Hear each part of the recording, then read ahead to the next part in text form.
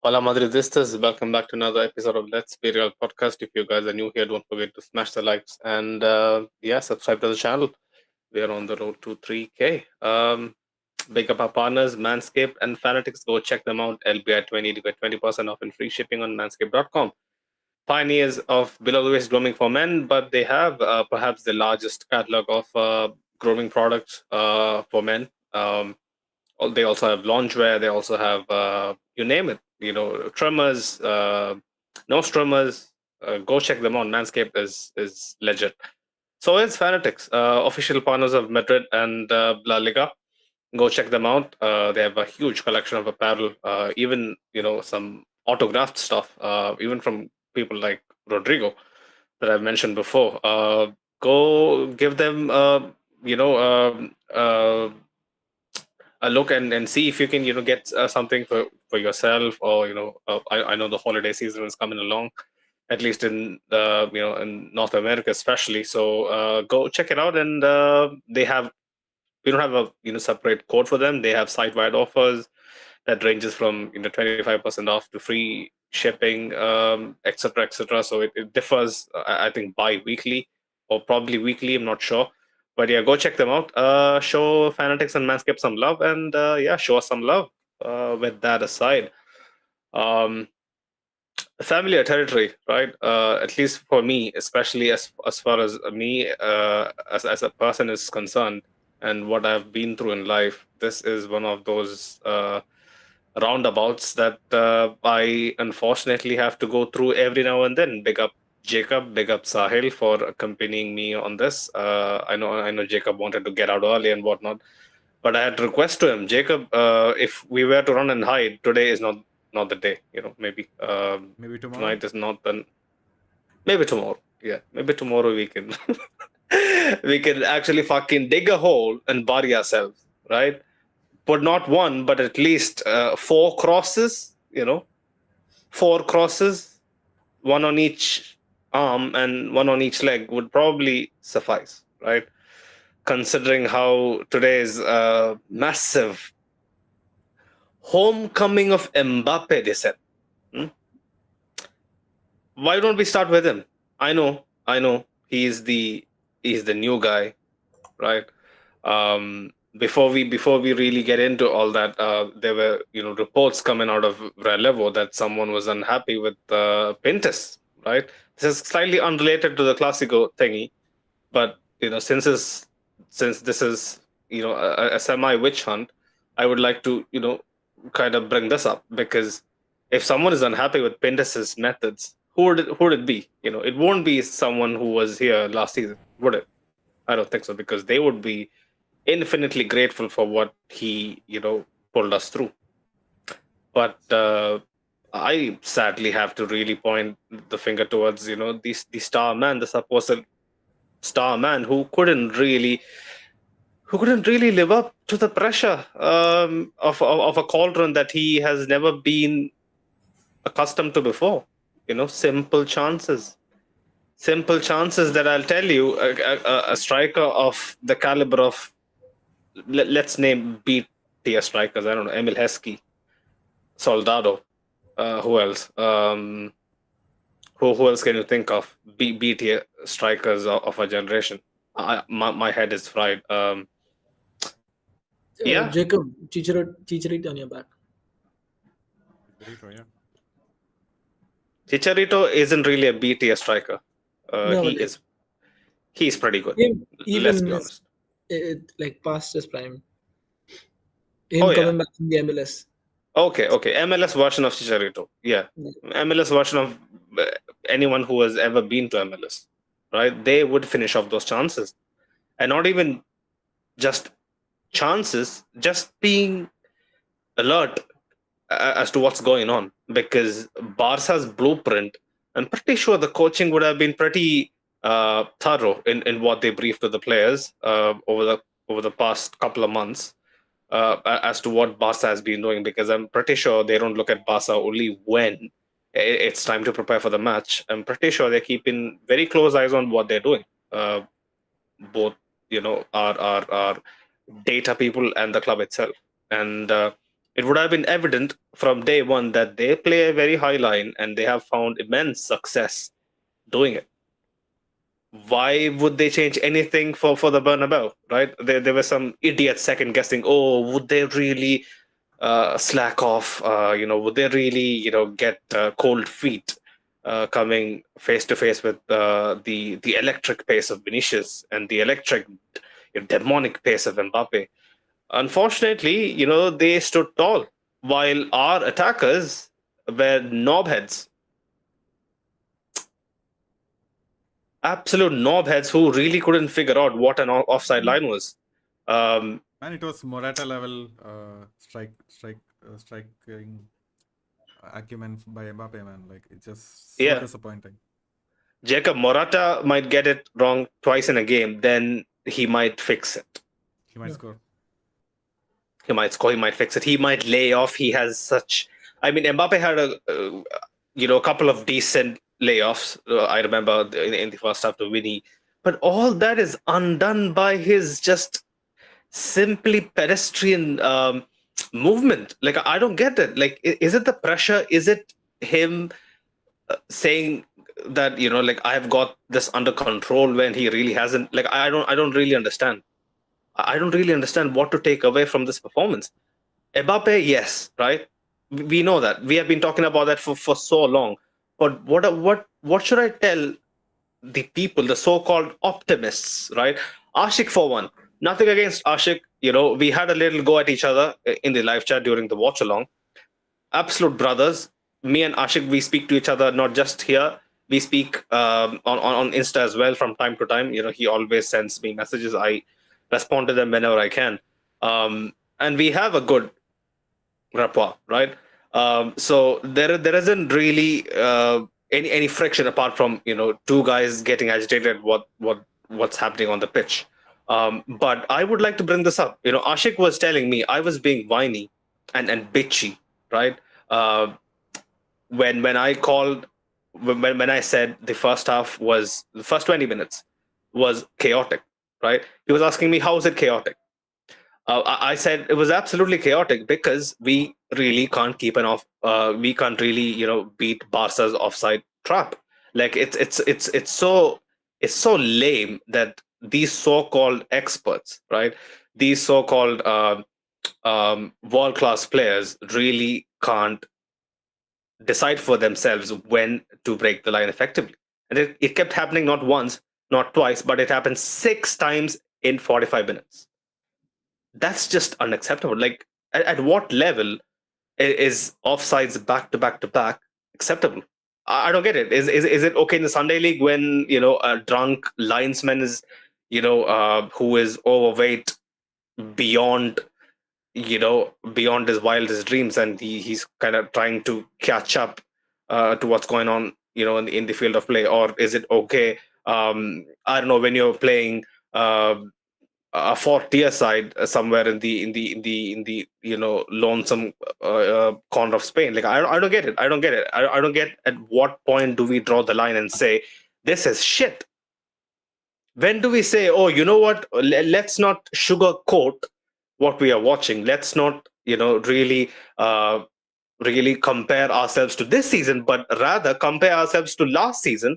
Okay, when we were not really accelerating, to say we had similar hiccups, we had similar very blunt matches scattered throughout the season. Let's compare ourselves to that version instead of the version that we have been seeing for the past 2 months. Let's not really get complacent in our standards. That's the only thing I ask of people. Like, I have nothing against the team. I have nothing against Winnie, nothing against Mbappe, nothing against Carlo. I've been the biggest Carlo inner ever. I've lost my shit with Carlo, obviously. Like, if you guys remember, like, Sahil wasn't here, but Jacob was in the group chat. I was gone in the city second leg.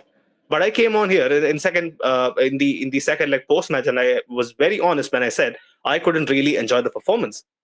But I'm super grateful to Carlo, because without him, we are not going through. So I completely understand what we are getting with this man and what his football is like, right? But tonight is again on the players. I really can't put it on Carlo. Yes, in the first 5 minutes, I was like, oh yeah, Jude is too low. I mean, sitting too deep. He should be much higher up, trying to put pressure on what's his fucking name? Casado and Pedri, who's trying to dictate play. He should be a lot more progressive. But that changed.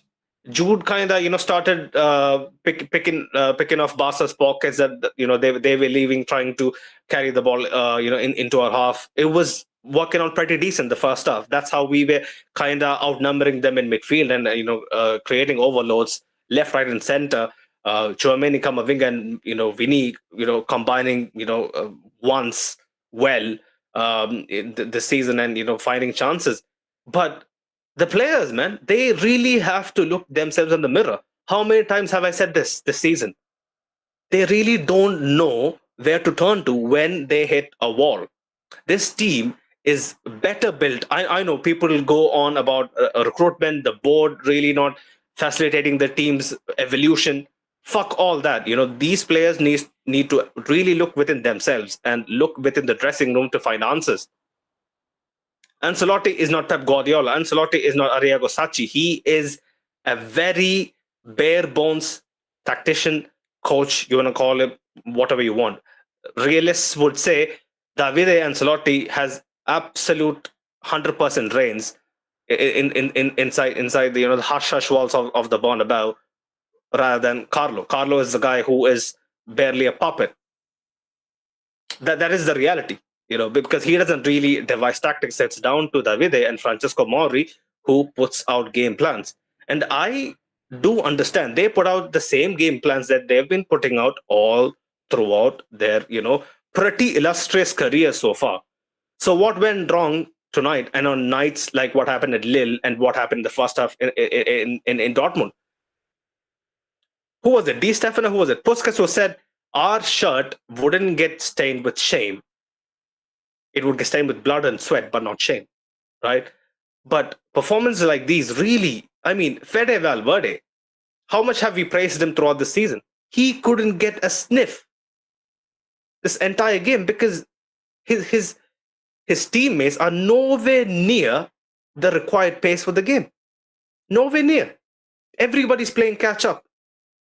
Mendy, Rudiger, Militao, they're all trying to catch up with what Barca is trying to do, which has been evident from the first kickoff whistle. The moment the referee blew the first whistle for Barca's opening game, it was evident what they were trying to do. So I don't understand why we were so underprepared. That's it, man. Done. I've let everything that I had to say out. I'll come to you, Jacob, man. Take it away, bro. Speak to me. Yeah, man, I'll just first come in from an emotional standpoint, right? I just can't process this properly. Whenever I look at all of these memes, they've already started coming into my phone. I just can't. I don't know whether to laugh or like be sad about it. I'm pretty sure tomorrow I'm gonna be sad, but today I just did not expect this performance, man, and it just hurt so much today because we saw that first half. We knew if we had prepared a bit better or we had more competent strikers on this day, we could have actually run away with it. We could have been 3-0 up, and then we could have coasted in the second half and instead see what happened. And that is what hurts so much for me. From a tackle standpoint, I think you were right, man. Carlo, he got the first half correctly. He had a plan for once. It's not like he just said, okay, pass the ball to Vinicius or Mbappe and score. No, we had an actual plan. We were able to contain Barca really well. 100%. We were praising them at halftime. We were like, our defense is so good. The Yeah. midfield has Our been midfield, immense. especially our midfield. Yeah, it was all so good. And then in the second half, I just don't know what happened. I don't know what the halftime talk was. But then Barca changed up with Frankie. It actually gave them a bit of solidity at the back. They were able to build up better. Yeah. But we should have responded. We should have kept on pressing them. You know, in the first half, how we were able to contain them. We just pressed them. We didn't give them any time on the ball. That just changed. Was it energy management, you think, Jacob, to kind of save our gas tanks for the last 30 minutes or 25 minutes, to change the game? By that time, we were, 2-0 down already? Yep. Then we could have been once we were 2-0 down. We could have been final down Yeah. after that. Yeah. Could have been final down. I think, Jacob, sorry to interrupt you. Very good point. I'm just trying to build up on it, right? When we were 2-0 down, against Dortmund, it was an entirely different story because Dortmund really played Dortmund's game plan, or Nouri Sahin's substitutions basically kind of fucked them over and helped us regain control of the game, right? What Flick did, and to an extent what happened to our key senior players like Fede, when despite the score being just 2-0, I think, like what he said, it could have been 5-0. The chances that Lever missed and whatnot. I think it really started to play on their minds that they were completely getting outplayed by the minute. So much that, in desperation, guys who would usually find their targets started misplacing them left, right, and center. Yeah. But yeah, go on, Jacob. What is this going, man? So it was a complete shutdown, and Barca are not gonna be like us. They are on top form right now. All of their forwards, they just punished us, man. Maybe even without all of these chances, they still would have scored much more in this game. That's just how on top of form they are, and we just gave the match to them. That's what hurts. That's it, man. So you're basically just blurting it out, right? Like, we served it to them, right? We basically served it to them on a plate. Yep. There you go. Sahil, talk to me, bro. I love the point that you mentioned about Dortmund playing into our hands, and when that happened, at the back of my mind, I was thinking Barca aren't really going to do that because they are a team who stick to the way they've been playing all season. I don't know what we expected as a team, even if we scored first or whatever. We weren't going to have it easy at any point in tonight's game. So at some point, you've just got to think: did we underestimate this Barca team? Because even if you say from a coaching standpoint, from that perspective, that our analysts have been watching them all season, right? Yeah. If anybody has been watching Barca all season, and I've been watching them plenty, okay? Me too. They have developed an offensive counter-attacking game that they honestly did not have before Flick came. The verticality in possession is just that is why guys like Casado are starting. Casado is not the strongest player, he's not the quickest. Yeah. He can find but he's super direct. He sees a pass, he goes for it. He can find that one piercing ball through the midfield. And that is what I saw in that second half tonight, right? Our defense, it took 2 or 3 quick passes for it to get undone. Yeah. And that was just that's what we used to do to teams, right, Sahil? Yeah, exactly. I can get to individuals later, but at some point, you've got to question the mentality, the coaching, all of it comes into play. And obviously, then getting onto the individuals, I saw Lucas Vazquez, he lost the ball countless times. Right? Mendy, complete lack of awareness with playing Lewandowski onside. You talk about Mbappe, the 9 times he was called offside. Right? The only individuals I will not touch tonight are Valverde, because again he's being used in a position which does not bring out his best abilities, and Camavinga maybe, right? But apart from that, it's just a complete shambles to watch the way we're playing right now. And again, it's a game of 2 halves where on one side it's a first half where we've actually come out with some sort of clarity in terms of how we want to go about things. We know that the long ball is working. We know that Barca playing a high line, and so Mbappe and Vinicius can run through. Right? We have not just Mbappe and Vinicius. We have Camavinga on the left. We have Vazquez on the right, and all of these 4 players are running through. And any of them can get the pass. So even Camavinga tried to, imagine Camavinga trying to break the offside trap. It was all happening. That was still working to an extent. It's just the execution that was lacking. And at halftime, we were really confident about ourselves because we thought we can really go back out there and prove it to ourselves and actually score a goal. 100%. But then so this is so now half, it just leaves it out of any justification. I don't even want to talk about the first half anymore. So this is the question, Sahil. How can you put this on Carlo, right? Because the game plan doesn't really change drastically, right? We still are trying to exploit Barca's highlights. It's an execution thing, Sunit. Carlo Ancelotti was not offside 9 times tonight, right? Yeah. It was Kylian fucking Mbappe. I'm telling you. See, this is the thing, right? Like, Jacob wasn't here for Tuesday. I think it was Tuesday, right, when we played Dortmund. So Jacob wasn't here for Tuesday, but like, I'll tell you straight up, right? The amount of people who question my stance regarding the club is fucking atrocious, right?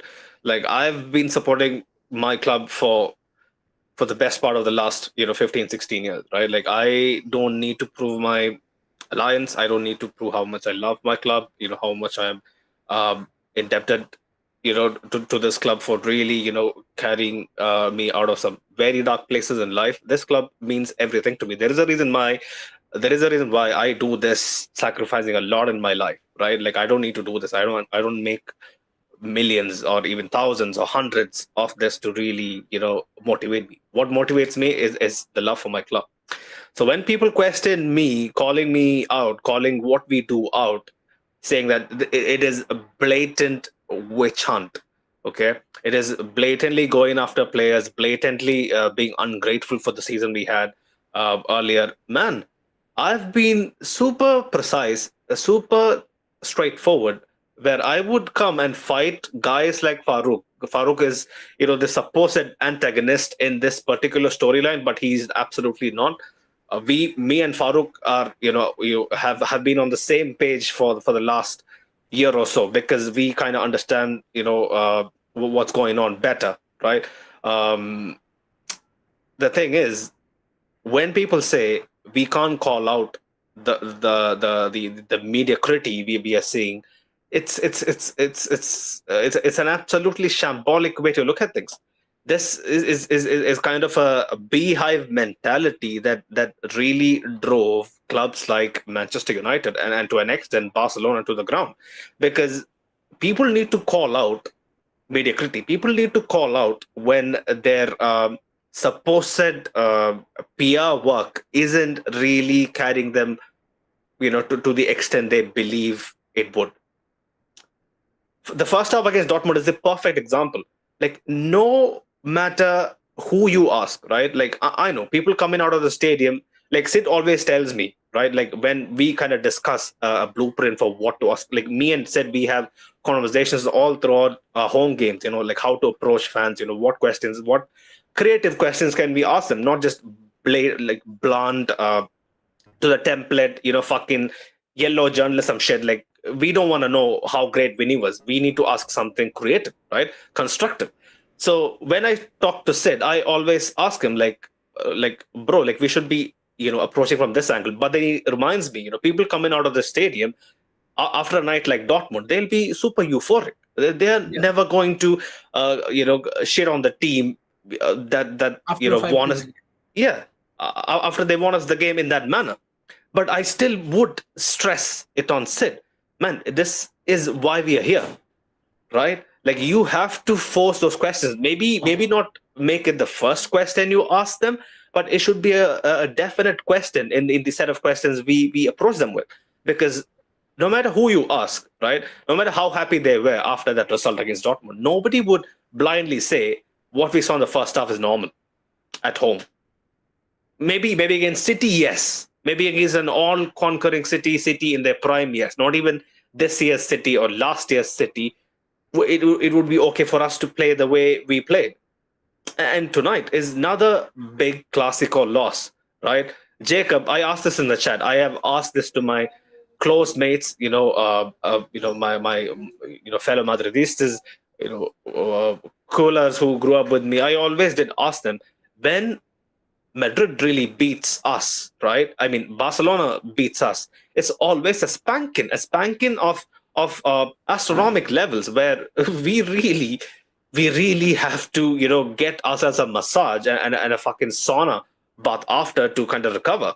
Jacob, this is really straining. It really is taking, years of life off me, sitting through this, because losing against Lille is okay, losing against City is okay, but against Barcelona at home. At home, 4-0. Unacceptable. Unacceptable, man. Unfucking unacceptable. I just don't have answers for this, man. Like you said, we never seem to have our luck go our way, or we just never put on the kill switch, right? Even when we look totally dominant, we just cannot get that 3-0, 4-0 for some reason. And then these guys, they just know how to take the chances. They know how to come to the Bernabeu and get away with the result, man. And this is not the first time that team coached by Carlo, has done this, right? We've been here before, and I don't know. But how the we can context, wasn't it a bit easier to swallow, Jacob? The league was kind of in our hands, remember? Yeah, Barca was kind of, Xavi was on his upward trend trying to catch us, but the league was done for us then. Yep. Modric was false nine and whatnot. We could write it off in some manner. But what do we write this off with? We cannot. Like, there's no amount of copium that is possible to actually take. But why are people still drinking copium, Jacob? You're a very rational person. I come to you asking for life advice, even though you're 2 years younger to me, right, Jacob? So you tell me, why the fuck do people drink copium? Is it just pure blind faith for Carlo? Because I am also a cultist, if you want to, frame me as a Carlo believer, because I'm 100% a fucking Carlo believer. But how can you not see this? Man, I think it's just denial, man. Like, we lost 4-0 at home to our biggest rivals. We have no comeback from this, right? We have no negatives. Like, so that's why people are trying to find some way to take some positive out of this. But I just don't see it. For this game, I just don't see it. Maybe in seasons past, we have lost in similar score lines, but there was always something positive, right? Here, it just, the whole season as a whole, there's question marks around it. There's question marks around Carlo. There's question marks about our main star people. There's just no positives, nothing to take away. I have an interesting point, actually. Go on, sir. I think a good part of those fans are the fans of, in recent seasons, started to disregard La Liga. I feel like if we'd faced the same loss in the Champions League, people would certainly come calling for, the same people actually would come calling for Carlo's head.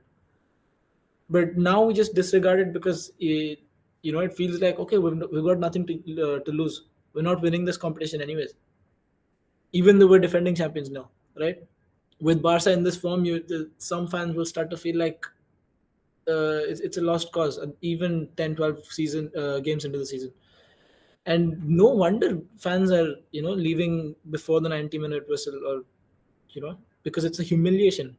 Regardless of what it does to us in the league, in the context of the entirety of the season, it is a humiliation. Even losing a one-off game against Barca at home, a friendly be it. Yeah. Man, in this manner. And it's not just that, right? It's not just disregarding the league. I even saw a post on Twitter saying that the last time we lost 4-0 against Barcelona, we won the Champions League. Like, what is that, dude? That's just delusion, man. You can find a stat like that for anything at all. Javier said the same thing, in the group chat, remember? Try and find a stat for the last time Mbappe was offside 9 times in a game. Bet you can't. And Sunil, you talk about the mediocrity. I can, I can explain mediocrity when it's consistent. Like 18-19, right? We were consistently shit. Yeah. The team was just not at a level that would seem to perform. Mm. But now we go from here in one game, or even one half, to here in the next half, or from here in one half to here in the next half. And I don't care what order it is in. You've got to hit some sort of middle point where you say, okay, this is a sweet spot where we can consistently perform. You can't consistently disappoint, but also, convince and then disappoint again. I don't want that sort of emotional roller coaster playing with me, especially like, I don't know what you, bro, but if a 75-year-old Madridista is watching games this year, I don't know what sort of heart problem he's going to come out with. And even in seasons past, man, the confidence that we had was, we are second half FC. We are going to come back stronger and we're going to somehow win this game. This season, it's been totally different. Isn't that also sort of copium? Isn't that also delusion? It's not delusion, man. It's just the way that we used to. We were so secure, but now people always expect to come back. Thinking that is going to happen every time. That is inevitable, right, Jacob? That is true. It's not going to happen. This season, especially, Last I don't season. see it happening, man. Yeah, last season Yeah. it did happen consistently. We were second half FC. Last season, that's where, like, we have to kind of take our eye off the attackers and look to our defense, right? I mean, Rudiger is a one man show. Militao is, has somewhat regained his, he's not anywhere near how he left off right before the injury, but yet he is a very capable defender, right? He's one of the best in Spain and in Europe, right? For a reason, he has a good track record. But I really wonder what Juju did Nacho have to make us so solid that our attackers could go on and do the job in big games. I really have to ask now. And Mendy, I've been speaking about Mendy and how he has dropped off. He has dropped off a cliff. Okay, fair. But Rudiger Militao, that's a big problem that I don't think we can really fucking fix anymore. Because as good as Rudiger is, he needs someone who is not the aggressor, who is much more of a passive defender. We have discussed this so many times that, yeah, this combination really is a clash of styles, is a clash of ideologies. It's not going to be the long-term answer, right? So my question again is, why does such narcissistic tendencies? I know, when you're that good, when you're that successful, when you're the club in world football, you can get a bit carried away, right? But they have to be people around you who brings you back down to earth and tells you not what you want to hear, but tells you the reality as better at it as it may be, the way it is, right? Because if people keep telling Perez, oh, you know what, it's okay, we don't need to really go for a center back, we don't need to overspend, we shouldn't really go buy someone that isn't gonna be a long-term fix. We are like I said in one of the earlier post matches, um, going into Feb of next year, we might be looking at a knockout game that wouldn't be so tricky on paper. It wouldn't be against a big team, but we might suffer one of those losses that we suffered against a team like Ajax. Barca is very close to that Ajax team, not in maybe in terms of the level of quality they have, but in terms of the way they're set up. They have a lot of young players that are fearless. Look what they did to us at home. They showed so much front foot proactiveness that we were swept away. We had no answers. Casado just picked one perfect pass. Militao was absolutely huffing and puffing, stretching his foot to foot, kind of hoping and praying that he gets some nick on the ball, and it gets intercepted. Lucas Vasquez doing the dirty job, like trying to pluck out air balls out of thin air, like craning his fucking neck, craning his fucking torso to get on the end of things. Like, why are we letting our senior players get run to the ground year in, year out? Why can't we have a much better streamlined system of dealing with adversity rather than hoping for some manga adaptation to come to life? I don't get this fucking infatuation, man, with all this, us against the world, us against fucking, nature, us against the law of physics. And we're still going for it because it has worked in the past, and we just got into a sort of comfort zone. The fans got into it. I think maybe even Perez saw it. He was like, last season, right? We said if we don't sign a striker, we might as well just sign off the season.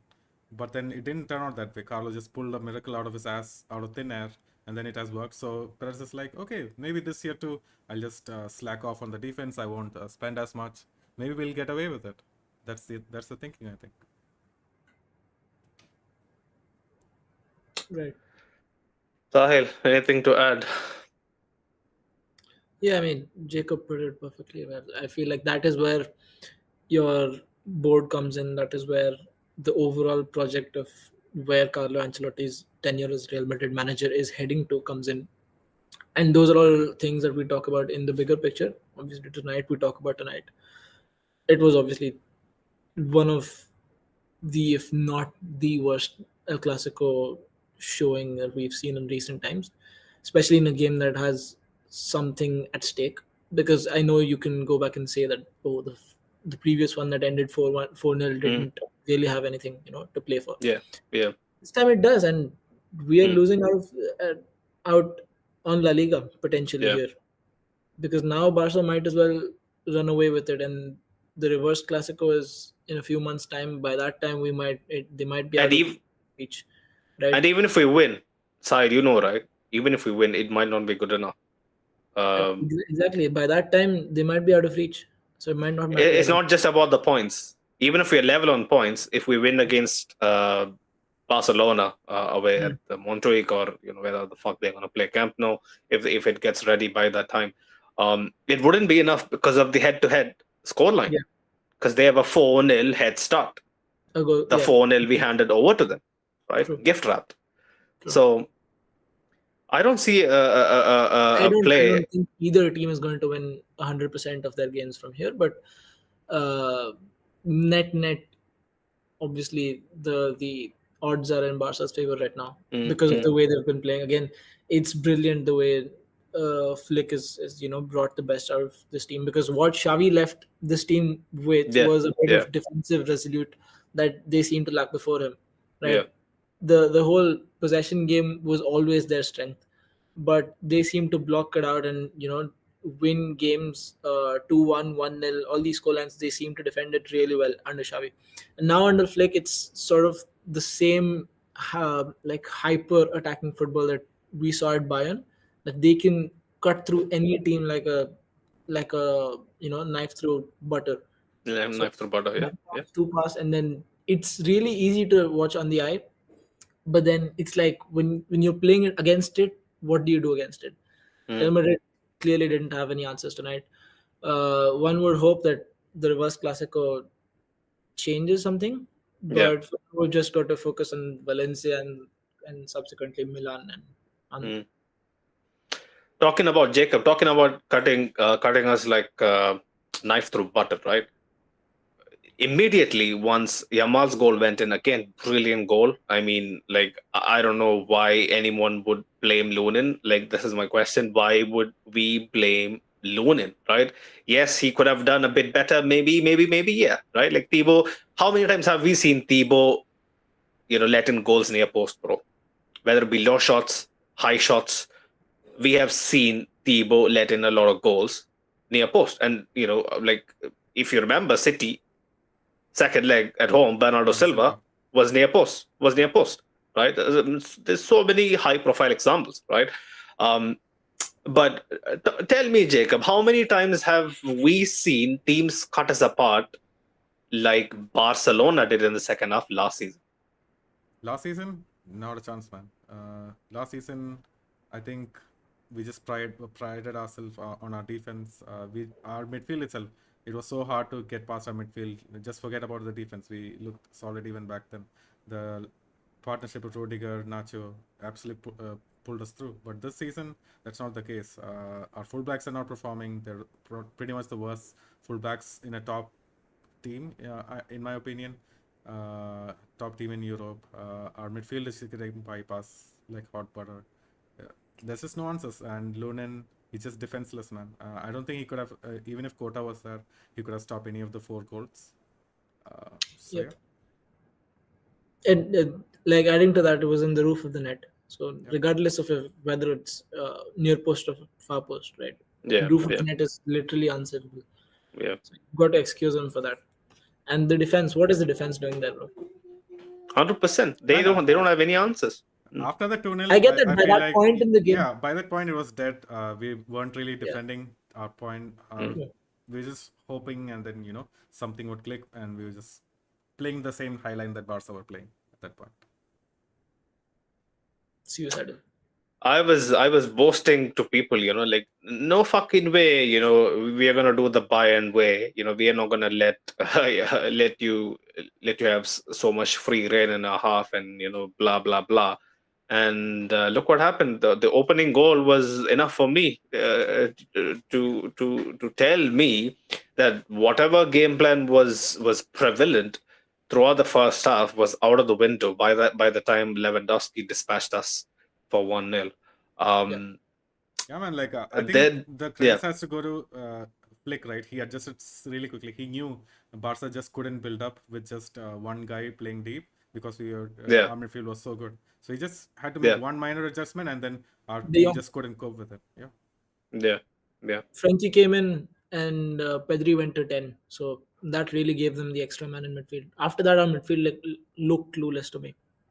And this is a makeshift Barca backline. Make fucking shift Barca backline. No Araujo, right? Yeah. Balde, like although he broke onto the scene and he was one of the stellar performances when they won the league, he has been kind of iffy. Has been there has been some doubts regarding his long term future. Blah blah blah. But look at how he handled the entire right hand all by himself. Basically, I know the threat is minimal with Jude kind of stepping inside and whatnot, but we didn't have even someone on the level of Balde, you know, giving us a performance of something, uh, you know, so- objective, right? Like we had Vasquez, trying to do his usual thing. Sometimes in the first half, we had Vinicius trying to do his thing. We had uh, Jude Bellingham trying his level best to get on the end of a set piece, but he couldn't get the first touch right. Um, it was like whatever could go wrong, it did go wrong. The entire game, and the biggest and the brightest spotlight was definitely on Mbappe, because the more he seemed to miss, the more he was kind of getting inside his own head. The crowd didn't help, right?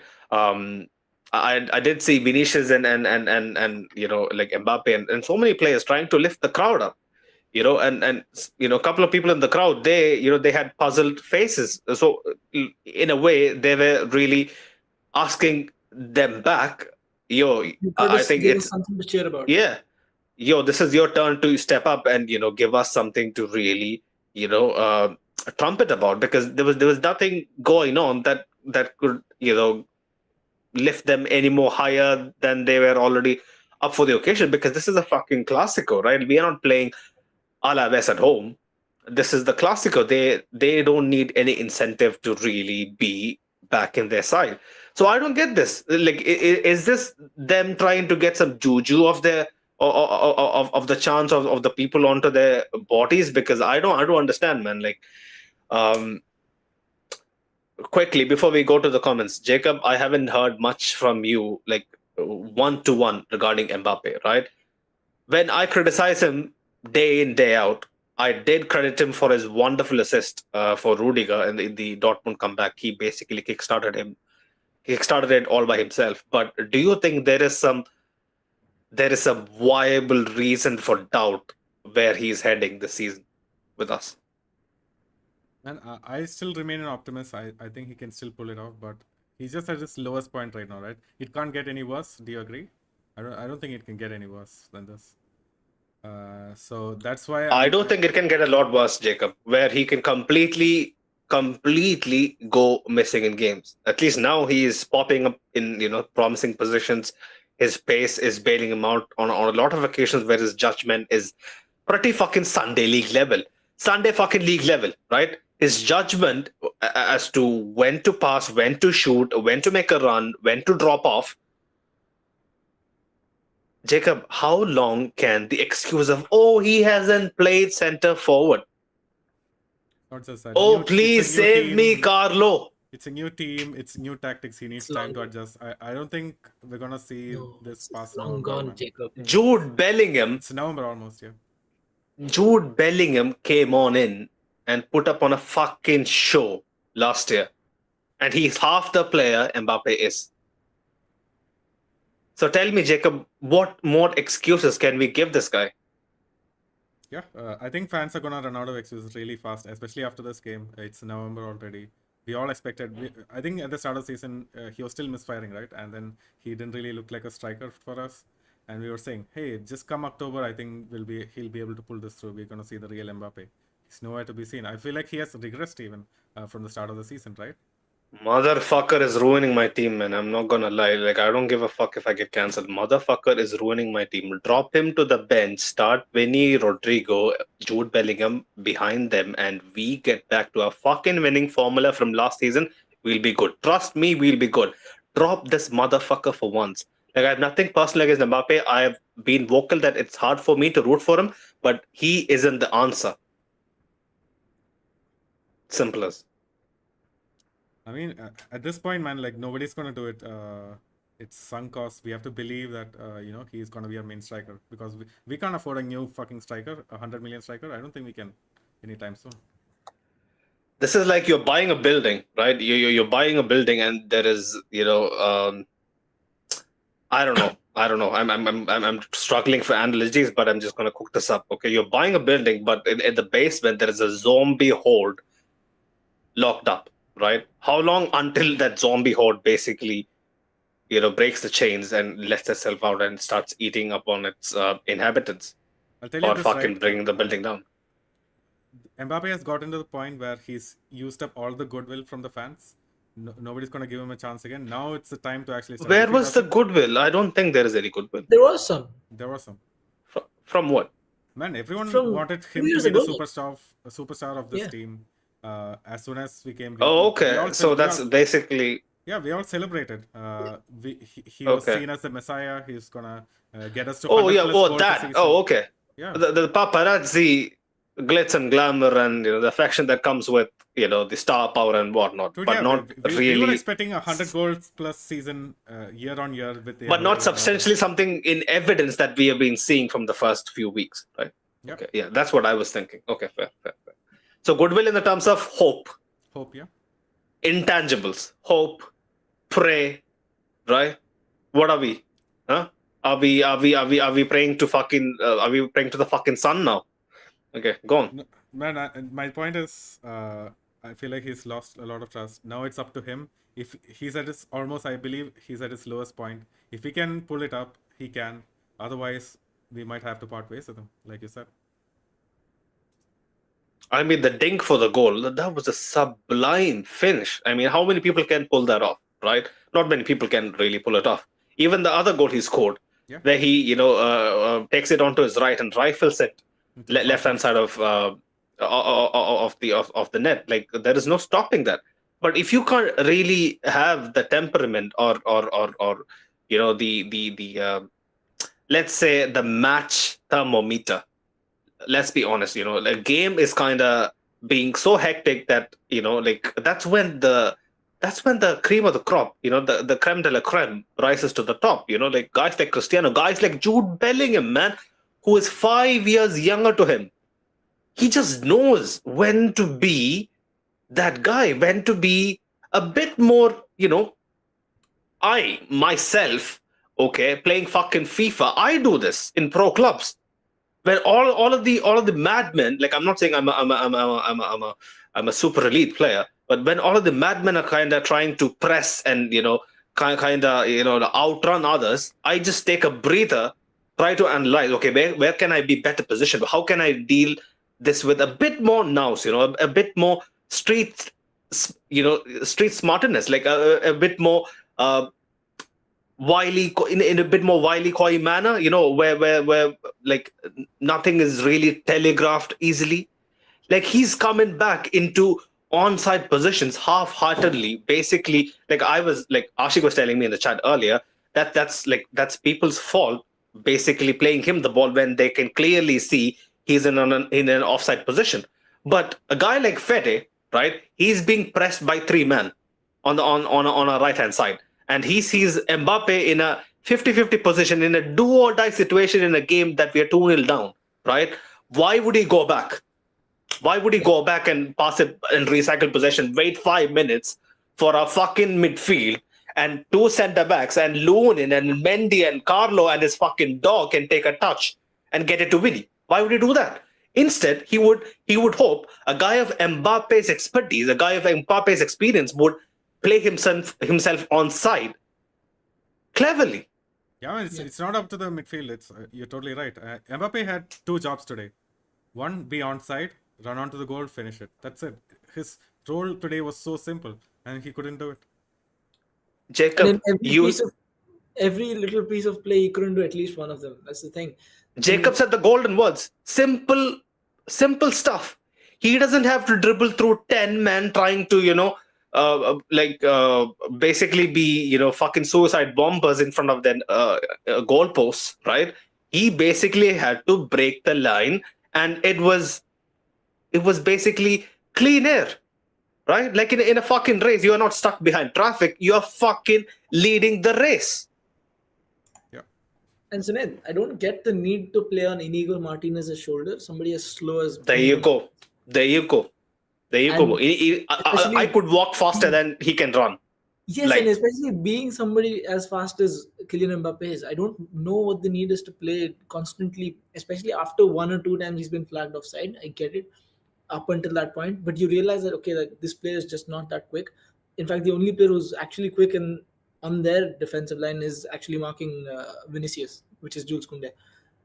I don't get that side of it, and obviously it's come to a point where the fans are now losing patience with this guy, because no part of his game seems to be working fine, and the whole positional inadequacy argument is thrown out of the window when you watch something like that, because being put through on goal and being asked to finish 1v1, or being asked to play on the last defender and being asked to stay on side is something that is basic of the game. That is not something a left winger does or a striker does more often than the other, right?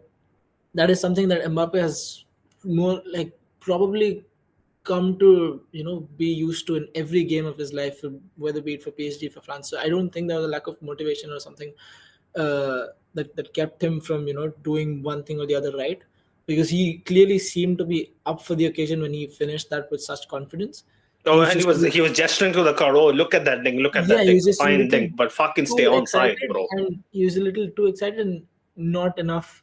He just didn't think enough to adjust his game according to the. Even after that, like it kept happening. At some point, you realize, Sunil. So I think there was more of that emotion running through on his first Clasico, and this is not to defend him, but again, he's really not left me with anything to say for him. Come on, man! Like we would try to kind of back our players, right? Like I would want to back him, like no matter what more things or what anyone thinks that I have an agenda against Mbappe. Yes, I'm not the biggest fan of the guy, but when he's playing on my side, I would pray that he comes up with the goods that is required on a given day. But Jacob, this is another question that I've been asking people, and Mo was pretty vocal about what he felt. Jacob, do you resonate with me when I say I have lost the joy in watching us? Like it almost feels like a job watching. Like I'll be honest, it really does. No, man, I still feel joy when I watch this team. Not today.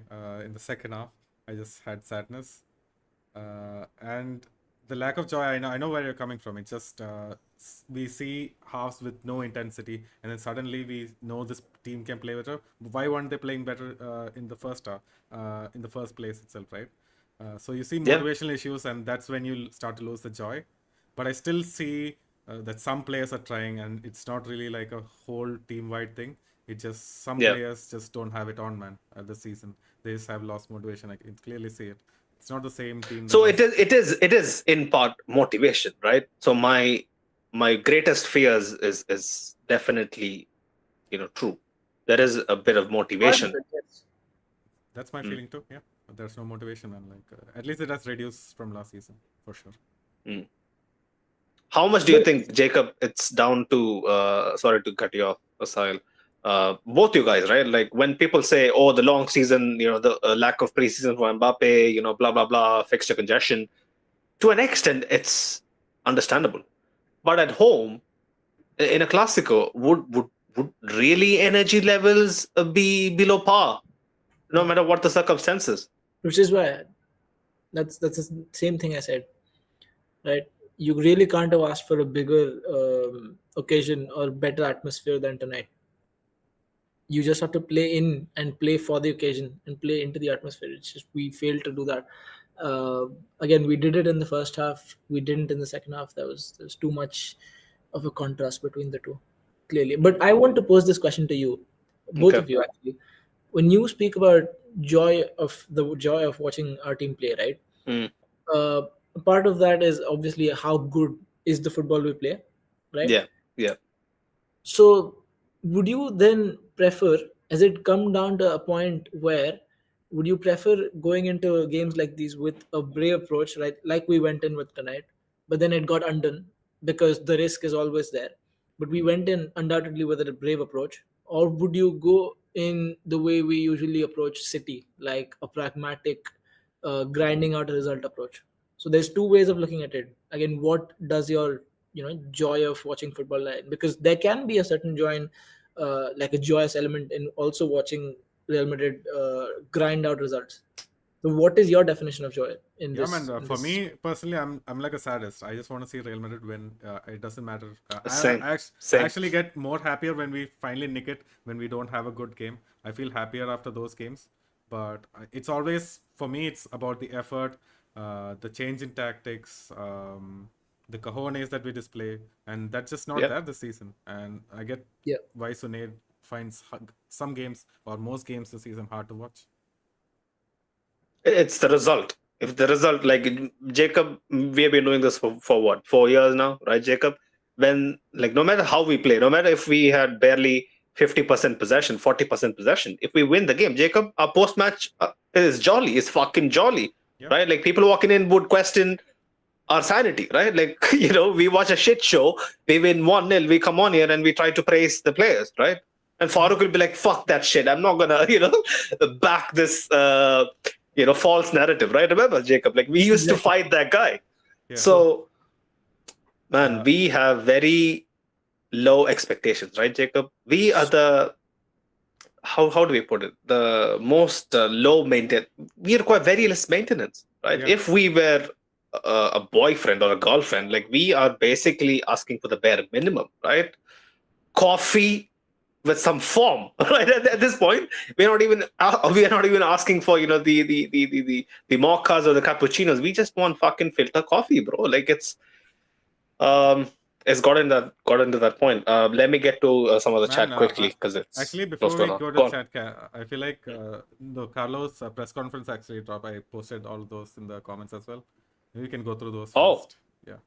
Oh, I didn't Carlos on see some that. copium, man. Like, I hate it. Oh, My man. goodness. Okay, Ancelotti was mentioning we could have opened the game if he had scored the 1-2. That's true. That's not copium. If Mbappe copium. scores it, it's a completely different game. But the rest, I don't know. He said the defense was good in the first half. I changed the tactic when Modric entered because we wanted to risk more on 1v1. Bro, by the time Modric came Right. on, the game was over. That's it. It was 2-0, right? By the time Modric came on? Yeah. Soon to be three. I noticed that because if you remember the ease at with which who was it? Koundé winning the ball. Was it Koundé winning the ball or was it Pedri winning the ball? I can't remember. Like, someone winning the ball of Vinny and then them basically exchanging a 1-2 to basically find themselves like what 10-15 yards away from a D is fucking insane. Like, I know Carlo Ancelotti basically went balls to the wall, but unfortunately this backfired, my bro. I mean, at that point he didn't have a choice. He had to really give. He had to you go know, out, yeah. Yeah, Go he had all out attack.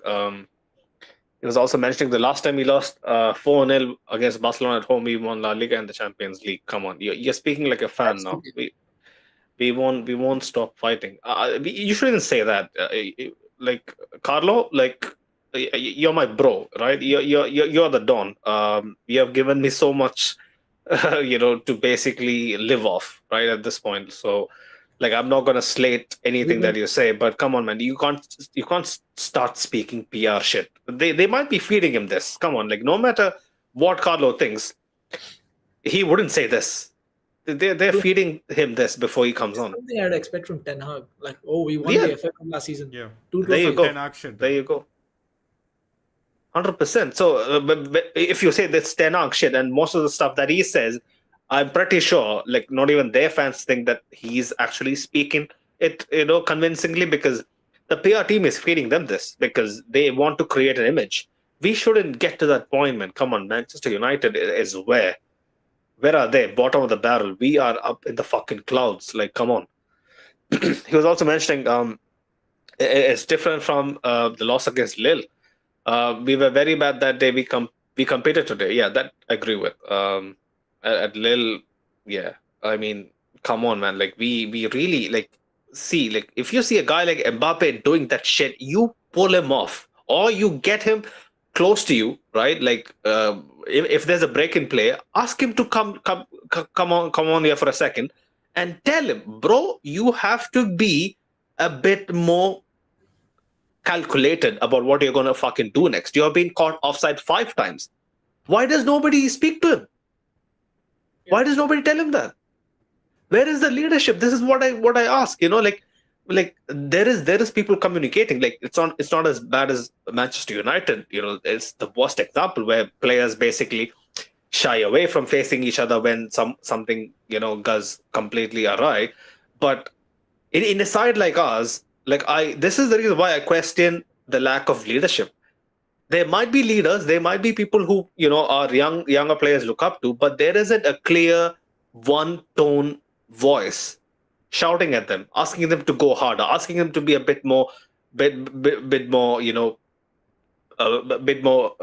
technically calculated, a bit more like match aware about what they're going to do from one phase of the game to the next. Like, it's basically freestyle. I get freestyle is what we are about, but do you think that just go on, Jacob. That just happened with this season? Because I feel like that happened when Benzema left. He was the last guy who actually used to adjust things in the match, ask players to calm down, do things a certain way. After that, I don't think anybody's doing it. Jacob, last year, Jude Bellingham, Vinny, from Rudiger. Jude Bellingham, Vinny, they used to do this shit, man. Remember, bro, they used to be going well, Sunil. Sorry, I didn't get that. That was when things were going well. It's easy to do it when it's relatively easier to do it. Just look at how Vinicius's attitude cracks up when we're losing. He cries for the tiniest, for the silliest of things that goes against him. No, but in the Champions League final, for example, like, I remember so many instances where like Jude and Vinny, and guys like Fede, they were rallying the troops. Like, this season, I don't know. I don't know. Is it a hierarchy issue? But Jacob has a very good point also, where they say Benzema. Like, I've always been pretty vocal when I used to say that Benzema isn't a great captain, but compared to these guys, he at least had the hunger, the urge to basically pull the team in one direction at least. But yeah, a lack of leadership is a definitive issue. Like, we need to figure that out sooner rather than later. He also says we have to learn from this loss. Self-criticism is fundamental, but we don't have to throw everything in the trash because our first half was good. First half was good, but the second half, I mean, come on, it completely overshadowed anything good that we did. Like, even if we got one goal from the first half, like, come on, like, how important would that have been? But yeah, we were just focused on choking up chance after chance after chance. We always associate Ancelotti teams with being a bit sterile, right? Like, sometimes we don't play as open. Man, he set up the team in a way we went toe to toe with Barcelona, right? Yeah. Players, bro. The way he Players. set it up basically gave us the best platform, the best chance at scoring first in that first half. And the crowd was basically playing to the tune, right? True. They were up for and it. then it was about the execution, which was shit. Yeah. And I hope the same fans who are asking for not everything to be thrown out reacted the same way when we won against Dortmund, right? We won, but the first half was shit, so let's not celebrate. Like, I don't think everybody resonates with it the same way, going like inversely, right? Yeah. 100%. Like, if you remember the first 30 seconds, we had a chance, right? Someone was offside. There you go. Winning or Mbappe, I can't remember now. It's all a fucking blur. It seems like a century ago. But Ancelotti was also mentioning our plan was to follow the dynamic of the second half against Dortmund, and we were able to do that for 60 minutes. Yeah, man. Dortmund is nowhere near the side that Barcelona is. He also says Mbappe could have scored 3 or 4. We need more accuracy. The offsides are normal with their high line. Bro, it's not normal. Man, enabler. He's basically enabling this shit. Come on, Carlo. Right, a few other comments. Big up the live chat. Big up people who were here, people who are still here, people who are still contributing to the conversation. It's much appreciated. This pod is what it is because we have a two-way conversation, like I always mention. If you are new here, don't forget to smash the likes and subscribe to the channel. We're on the road to 3K. Big up Ashik. He was mentioning first half misses came to bite us. Second half defense came back to their usual self this season. Defense is man, at least last season our defense was solid. Started Mbappe is too busy trying to make the goal look pretty. I don't know. Remember the chance where he was on the left hand side and he was put on through by, was it Jude or was it by, it was by Vinny, right? A brilliant through ball. He's running into space. Outside the boot, something. Yeah. He could have easily ran it past the keeper or tried to win a pen. Like, he is so afraid, so engulfed, like so lost in the occasion that, man, he is doing just template stuff. He is doing the bare minimum. Mbappe has so much expertise at his disposal, which he's letting go to waste. Yeah. And so something I've noticed, Sunaid, is, again, I'm not going to teach nobody to teach Mbappe about the basics of football, right? But at some point, you've either got to finesse the ball or put your foot through it. And Mbappe's shooting technique has always been a blend of the two. Yeah. Right? Yeah. And when it doesn't go right, it's either too close to the keeper, Mhm. and when it's too close to the keeper, you've got to have enough power. Yeah. But it doesn't have enough power to put it past him, and Yeah. he never has the accuracy to go for the bottom corner. Yeah. How many shots did he have at the keeper? Pena 1-on-1. The other chance he had inside the box. Man, A shot that goes through the keeper is something that rifles through the net, like something we saw from Lamine Yamal. Yeah. The comparisons to Cristiano, I really wonder how much does the the McD league, the McD league tax come into play? How much does the French artisans and the local plumbers in in Lyon and Montpellier and whatnot comes into play? Monaco. I don't Start understand. with Benzema, and then we can move on to Cristiano. Oh yeah, there you go, Benzema, man. He is never going to even be half the player, quarter the player what Benzema came on to be. Unfortunately, right. He was also mentioning Mbappe slowly becoming to an expensive version of Hazard. Right. There you go. We played.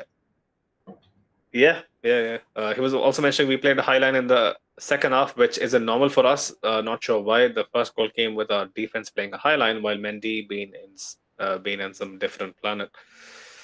Complete miscalculation, misunderstanding. Hassan was mentioning sack everyone. That's what a lot of people's opinions are of. Jacob and Sahil, where do you stand? Is it where do you stand? Is it sack everyone, or it's too early?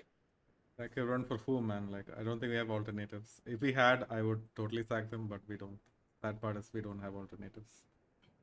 Zidane is an alternative. Zidane is always an alternative. But Perez and Zidane, would they mend the bridges is the question. I think the timing's right. Xabi Alonso at the end of the season, but by the time Carlo might win a Champions League, I want that to happen. We all want that to happen, but yeah, it's looking pretty fucking grim. But I wouldn't sack him for this. No, nowhere near. Me personally, no. I'm looking at the players, man. Like, fuck no. Big up if. What was that, Sahil? Can't sack the players, can you? I know getting the manager out is the easiest option. But man, accountability. Mbappe should be touched up. I mean, I hope people don't take it the wrong way. Could have But said it. Yeah. but you know what I mean. He Yeah. should be benched for a game or two and asked to come off the bench and be the Rodrigo. Nobody's unbenchable. Not Vinicius, not Mbappe. But Nobody. Mbappe is, proving himself to be unbenchable at this moment. Vinny is unbenchable too, but thank fuck, Vinny is, such a great asset for us. He rarely has the stinkers that Mbappe, has been having. But yeah, if he was mentioning, not sure if it was Mbappe or Mariano playing today. Vasquez is terrible right back. What does Mendy offer? Neither defensively nor offensively. Mendy used to offer a plenty, man. I was his biggest fan, but unfortunately, this season something has gotten to him. Dude, it's a like I don't know. He just feels secure, man. Jacob, I do think, Jacob, hear me out. I know money comes into play. Final 2 months of the contract, Lucas Vasquez is a different breed. Like we all have examples of that ilk, right? But I do think, who is his defensive partner now? Rudiger. Who was it before? Nacho.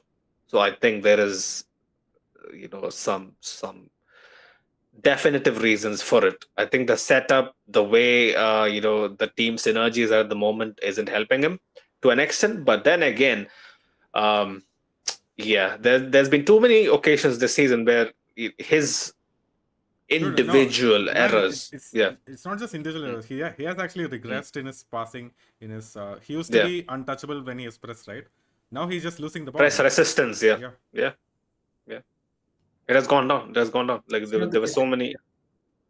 What was that, Sal? Yeah, it's not the case anymore. So many of his past strengths also now turned into, possibly into his weaknesses. Yeah.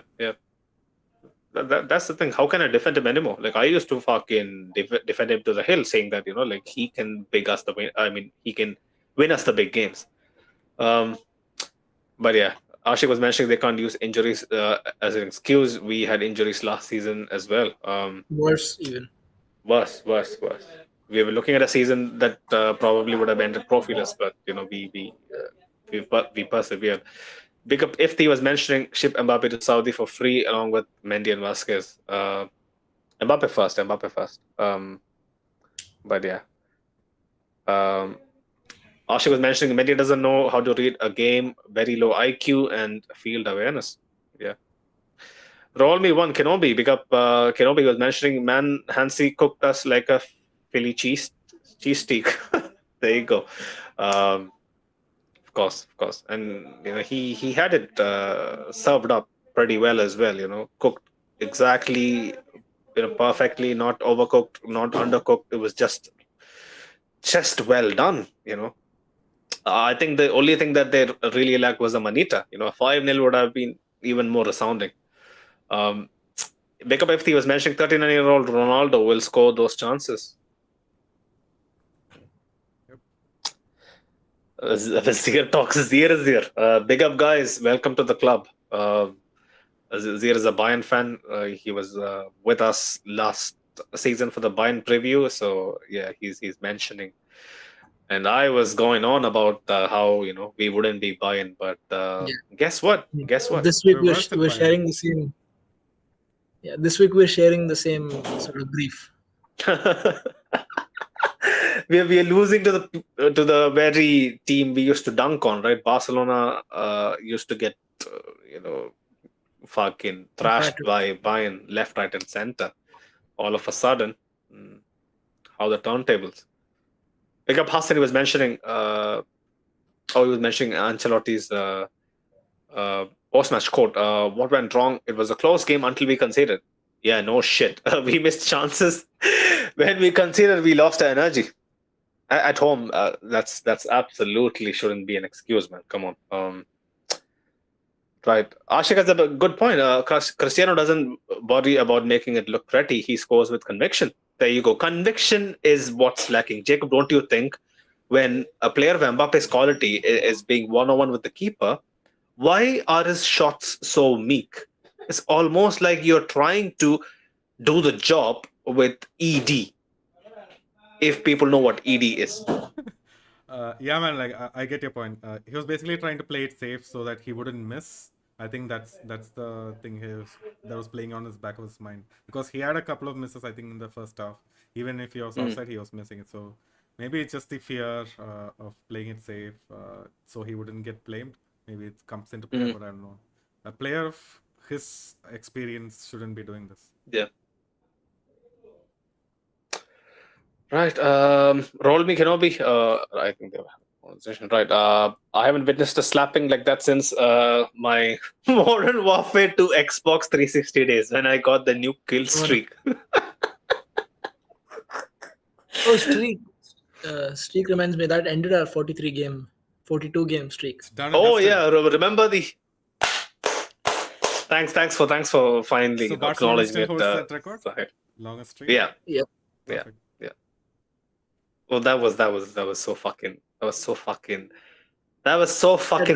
man. That's a fucking script by EA. I'm telling you that, like, how could this be so anticlimactic? This is like one of those, famous as horror endings, man. Like, I'm not gonna even deny the extent of the embarrassment being multiplied with my knowledge of that. Sahil, you know that, right? Like, I could have gone to sleep without me knowing that, right? I could have eaten a bit better, slept a bit better without knowing it. Sahil, you've completely ruined my weekend a bit further. Thanks. Cheers. I mean, I had to know, what do you fucking earn, man? I don't get it. Right. Ashik, plenty of sportsmanship. Only love, bro. Only love. Rodney One Kenobi was mentioning first the Yankees let me down last night and now Madrid. I just want this weekend to be over ASAP. I hope this weekend is the last we see of this. I really hope. Because most predicted in the chat, if Jacob and Sahil, if you remember, like he predicted, there'll be two big high-profile matches where we come out, shattered, and this was one. And Dortmund, thankfully, we didn't. But like him predicting that is a bad sign, because Jacob knows pretty well his track record. Speaks for itself. It's pretty damn good. He doesn't go about stating. Now I'm scared. Like, what's the second big team that we're facing and that we're gonna lose? No, he was talking about just this week. So 2 games are done. But the way like we laughed at his face. Remember? Yeah. After the Dortmund game, we were all like, most this isn't working out anymore. You have to drop your, Nostradamus, tagline, right? Your alias should be changed to something better that suits your, ability. But now, he has made us eat our words. Right, Ricardo, big up Ricardo, who is mentioning league is over. Barca will not miraculously drop points. What did I say from match day 1? What did I say? Barcelona is looking like the team to beat. And in La Liga, history proves, that they are a team that is so much more well equipped in their DNA, in the way they go about their, week to week dealings, that they are so much better equipped to nick points of just about everyone, they come across. They are just that team who likes steamrolling, La Liga opposition. Like it's a tale as old as time. And there you go, another stat. More, after I think after the second match day, he posted the stat in the group as well, that the last time we were, I don't know, like 3 points or 4 points down in the league after a certain point in the league. I think it's the first 3 or 4 match days. We have never come back to win the league. So now we are 6 points behind Barcelona. What is the fucking silver lining here? I don't get it. I'm struggling to really look for positives. I mean, just to add on top of that, man, like the other side is Carlo has like never defended a league title, so. We haven't defended a league title in 17 years, man. How is it Carlo's fault? But I do get your point. But we as a club, we aren't designed to be competitive in the league consistently. Yeah. Like you saw how Omar, by the way, big up Omar, right? Like he tried calling me And he was telling me, "Oh, Sunil, I saw you chatting shit. Now you don't want to talk." I was like, "Bro, at least I don't chat shit. Getting it wrapped in the way like it's fucking preach. I say it as as how it is, right? Like I don't want to be PR friendly the way I state stuff.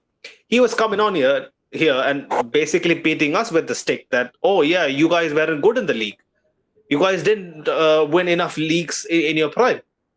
This is the thing, like him, a Barcelona fan who has been down in the fucking gutter, bro.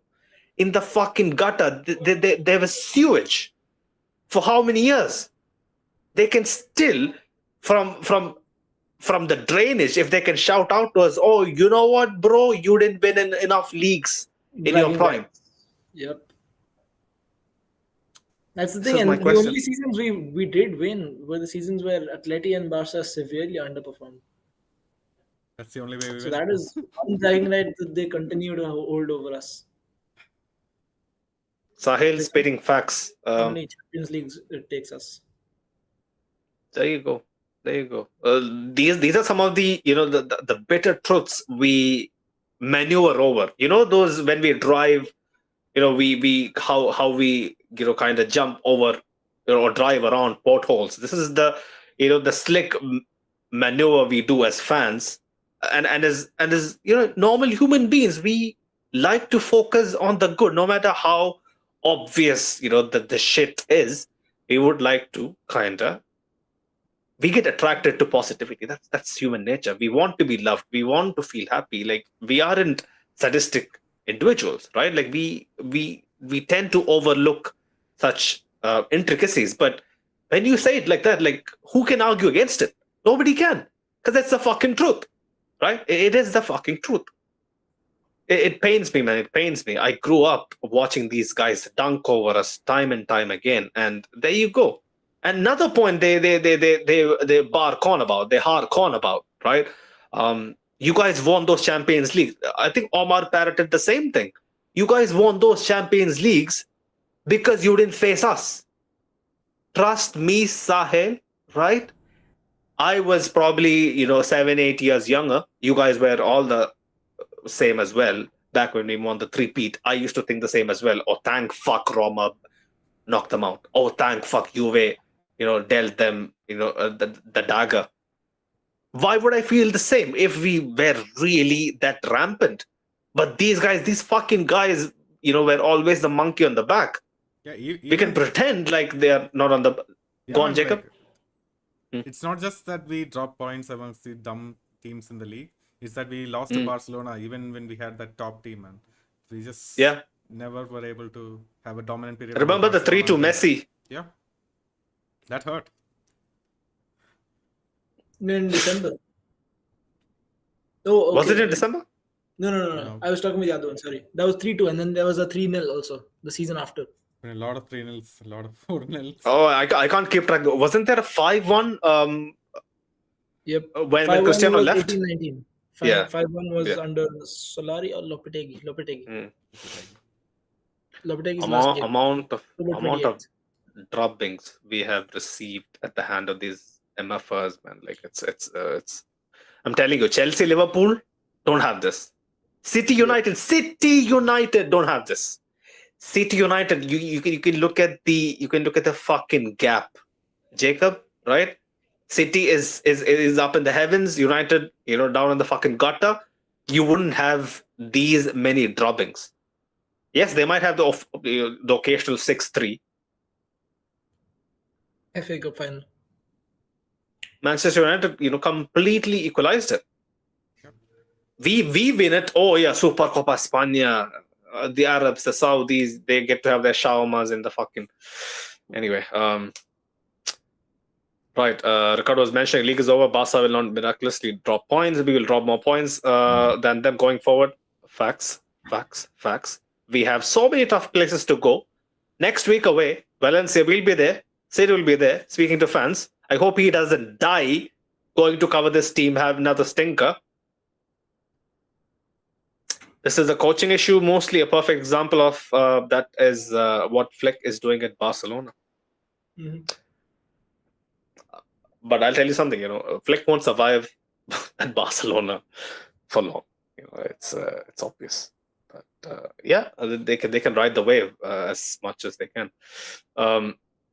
Ashik was mentioning, and defense is one thing, but why didn't Lunin attack the cross? This is where Thibaut is unbeatable. That's a valid point. I mean, the cross, though. The cross, bro. Rudiger Militao. 450, 400K, 350K, I don't know. How much do they earn? They earn a lot. They're one of the top 5 earners in our team. What the fuck are they doing? 2 supposedly world-class center backs. And they're not even trying to pretend like they wanna smother him. Come on, man. At least after he scores the header, give him one. Go into him. Fucking knock the motherfucker down. Nothing.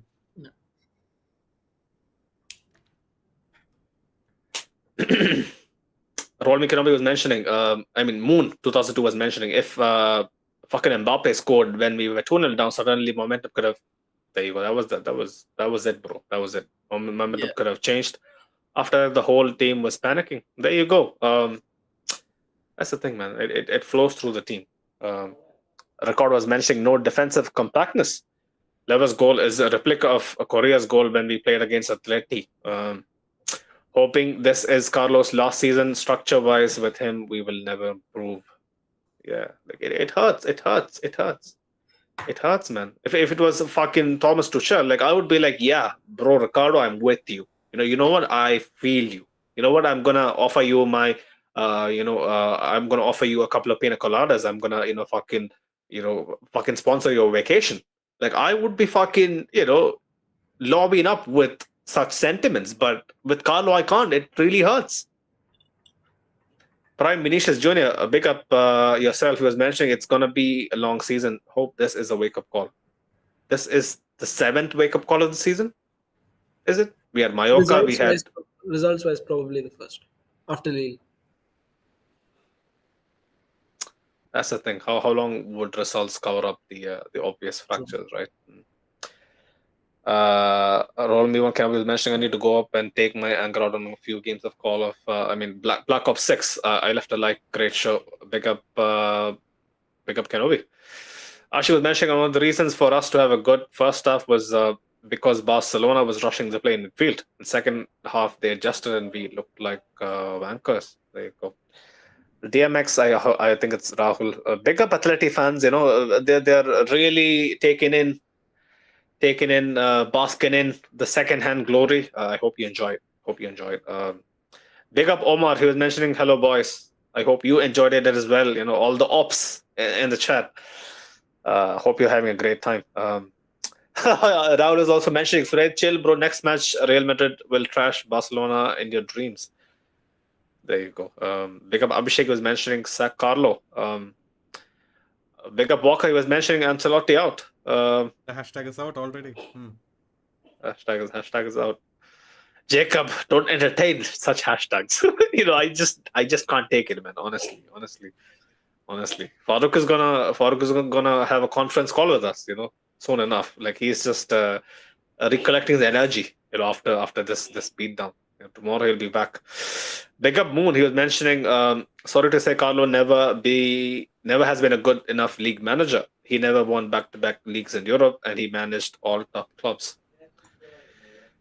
But his track record with us, man. When the seasons really looked done and out, he comes up with a double, man. Like how many managers can really boast that? So I'm gonna give him the benefit of the doubt. Give him still some significant leeway.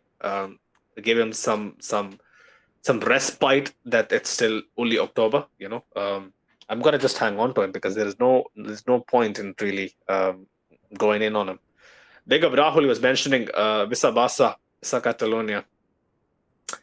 I really do think that you wish you were from Catalonia, right? Because you're all about the Catalonian independence as well. I hope you guys get your voices heard. Right, he was also mentioning Forza Barça, we are back. You know what? Real Madrid fans this year, it's our third treble. Yeah? Fair enough. Let's see what you do in the Champions League. Where it's really our territory. Let's see what you guys do Why over argue there. with coolers when you can just wait? 100%, right?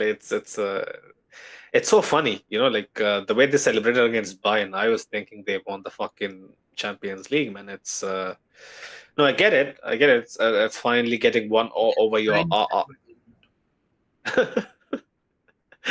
It's elation, it's relief. I get it, but come on, man. Barcelona, yeah, you guys gotta be a bit more realistic. Prince Arthur, bigger Prince, he was mentioning, Rasim Carlo, you lack the tactics to help the team. Well, there you go. Bigger Rahul, he was mentioning how how many trebles does Real Madrid have? Zero, bro. That's the true state as your. Rahul, I hope you guys really recollect, your thoughts and then do better. Yeah, do better. Big up Moon, he was mentioning after 2022 World Cup, Mbappe finishing has been going down and down. He needs more practice. There you go, man. If Mbappe, man, if you ever come across comments like this, you have to realize, all the fucking 600 trillions you're earning from Madrid. From is he a Nike athlete? I don't know at this point. But yeah, all the fucking endorsements you have, all the trillions you earn, is wiped away the moment someone like Moon says you need more practice.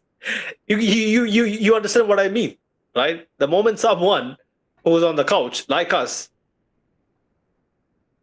basically acts like we know better, it's over, bro. It's over. Come on. But yeah, if was mentioning, this team feels like it's playing on ventilator. It cannot last for 90 minutes. Against Dortmund, we were shit. First half, suddenly we pulled our socks. In the second half today, first half was decent. Is it a matter of energy levels alone, Jacob, or do you think it's a deliberate tactic for the team to be better prepared for the closing stage of the game, or what really is our issue? Basically, maintaining consistency. Maybe compared to last season, a bit of motivation, but for me, more than that, I think it's just the coaching instructions, right? We just weren't able to adjust to the change, the slight tweak that Barca made.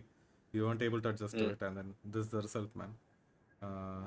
We should have been more proactive, even in other league games or in the Champions League.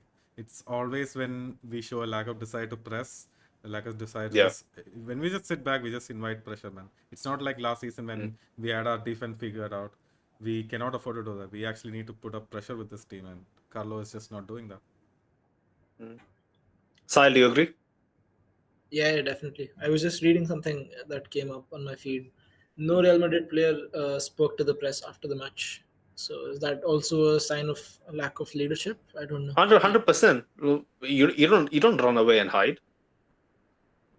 Or is it a reason, if they speak to the press, they might be forced to answer some hard questions. I think it's a deliberate. It takes us back to the same PR question where we were talking about Ancelotti's replies. Yeah. Some of them were sort of sounded scripted. So man, Sid, since he lives in Madrid, he tells me all these like in the early days when I first met Sid, and he used to tell me some of the ugly truths about how media's handled and how our club goes about handling it. Because he used to work inside the club. He used to tell me like it's handled in such a way that we get minimal damage, or we get the least amount of negative PR, or in a way, whoever is fallible isn't really thrown to the sharks, as easily as one would think, right? So it's there's a lot of hush hush. There's a lot of covering up for clear individual errors. It's not really, unless the Spanish media isn't really easy going, so they would come at you. But like he would say, our club has such goodwill with the media, like so much of what goes on really doesn't get highlighted. And again, instances like this goes to show we just can get away with it. But I'm telling you, the fans shouldn't be okay with this. This is nothing against the club, but there should be some accountability. Would Ramos really do this? Is my question again. I put him in such high standards. He, as a captain, after a game like this, he would come out bare minimum and say we weren't good enough. Yeah. I mean, how much? Realistically, he would bash the team, but yes, at bare minimum, he would say that. And he was a part of a lot of thrashings. 5-0s, you name it.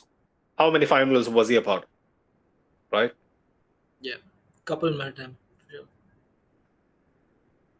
Yeah. Big up Hassan 890. He was mentioning, Wallahi, this team might be the end of me. So pathetic. All of these players should forfeit 3-4 weeks of their wages. At this point, it's looking it's looking like it.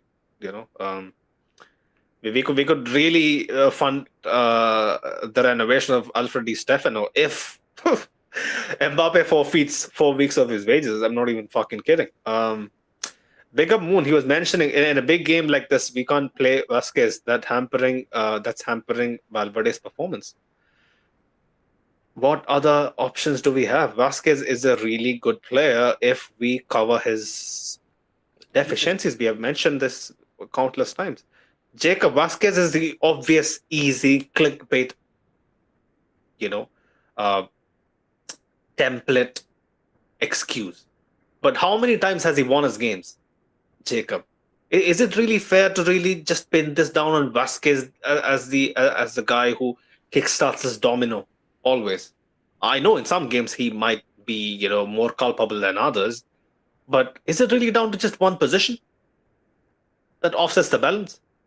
Not just one position. Vasquez has won so many games over the years. It's not even fair to even talk about this maybe, but Yeah. You have to look at reality, right? Against Dortmund, against Barcelona, we saw his defensive frailties, and that's not going to go away anytime soon. We're just going to have to learn to live with it, and then some of our players has to help him out, and we just did not do that today. Bellingham tried. He tried a lot. But it wasn't enough in the end.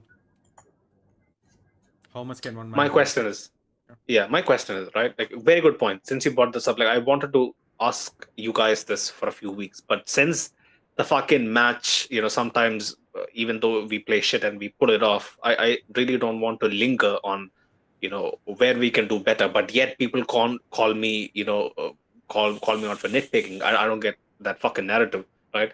My question is, why can't Jude Bellingham be deployed in a much more advanced role, like last year?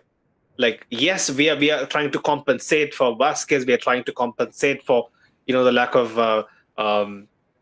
lack of creativity in midfield. I get all that. He's compensating on the left one moment. The next moment he's compensating on the right. The next moment he's asked to be the farthest midfielder forward. He is basically caught in a dilemma as to where to fucking be every fucking minute of the game instead of being instinctive. That's where guys like Rodrigo, guys like Jude Bellingham thrive the most, right? So Jacob, tell me, man, like, why can't we revert back to basics that worked so well for us? If we are compensating for defensive solidity by dropping Jude Bellingham further back and still losing games and still shipping truckloads of goals, what is the fucking benefit? Yeah, like I said, what's the fucking point? If we can't defend, then why not just put him up there, right?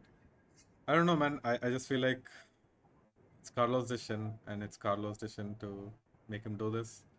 Maybe he's... But what's the alternative, right? Let's say Bellingham, even in the first half, let's say he was playing totally up front, right? He was joining up almost as a third striker or third attacker. Things were going well. It's when things aren't going well, when we actually need to defend, that he actually comes back. So I feel like he just adapts to the game, and that's what we're seeing. And unfortunately, this whole season, we've been backpedaling. We've been struggling with defense. So he has, unfortunately, never been able to, be in that attacking spot anytime anymore. But that's the thing, right? That's my question, Sahil. When we speak about what Jacob was mentioning, like, we have been backpedaling, we have been trying to manage games, and we have been kind of cornered into defending throughout large parts of games where we really didn't go into that game thinking we would be defending this much. Yeah. Why can't we basically let two workaholics, right? their work rates needs to be on par with Jude Bellingham. They are not yet, especially Chouameni, who I've called out a lot this season for slacking in so many in so many defensive transitions, right? Like he isn't productive enough.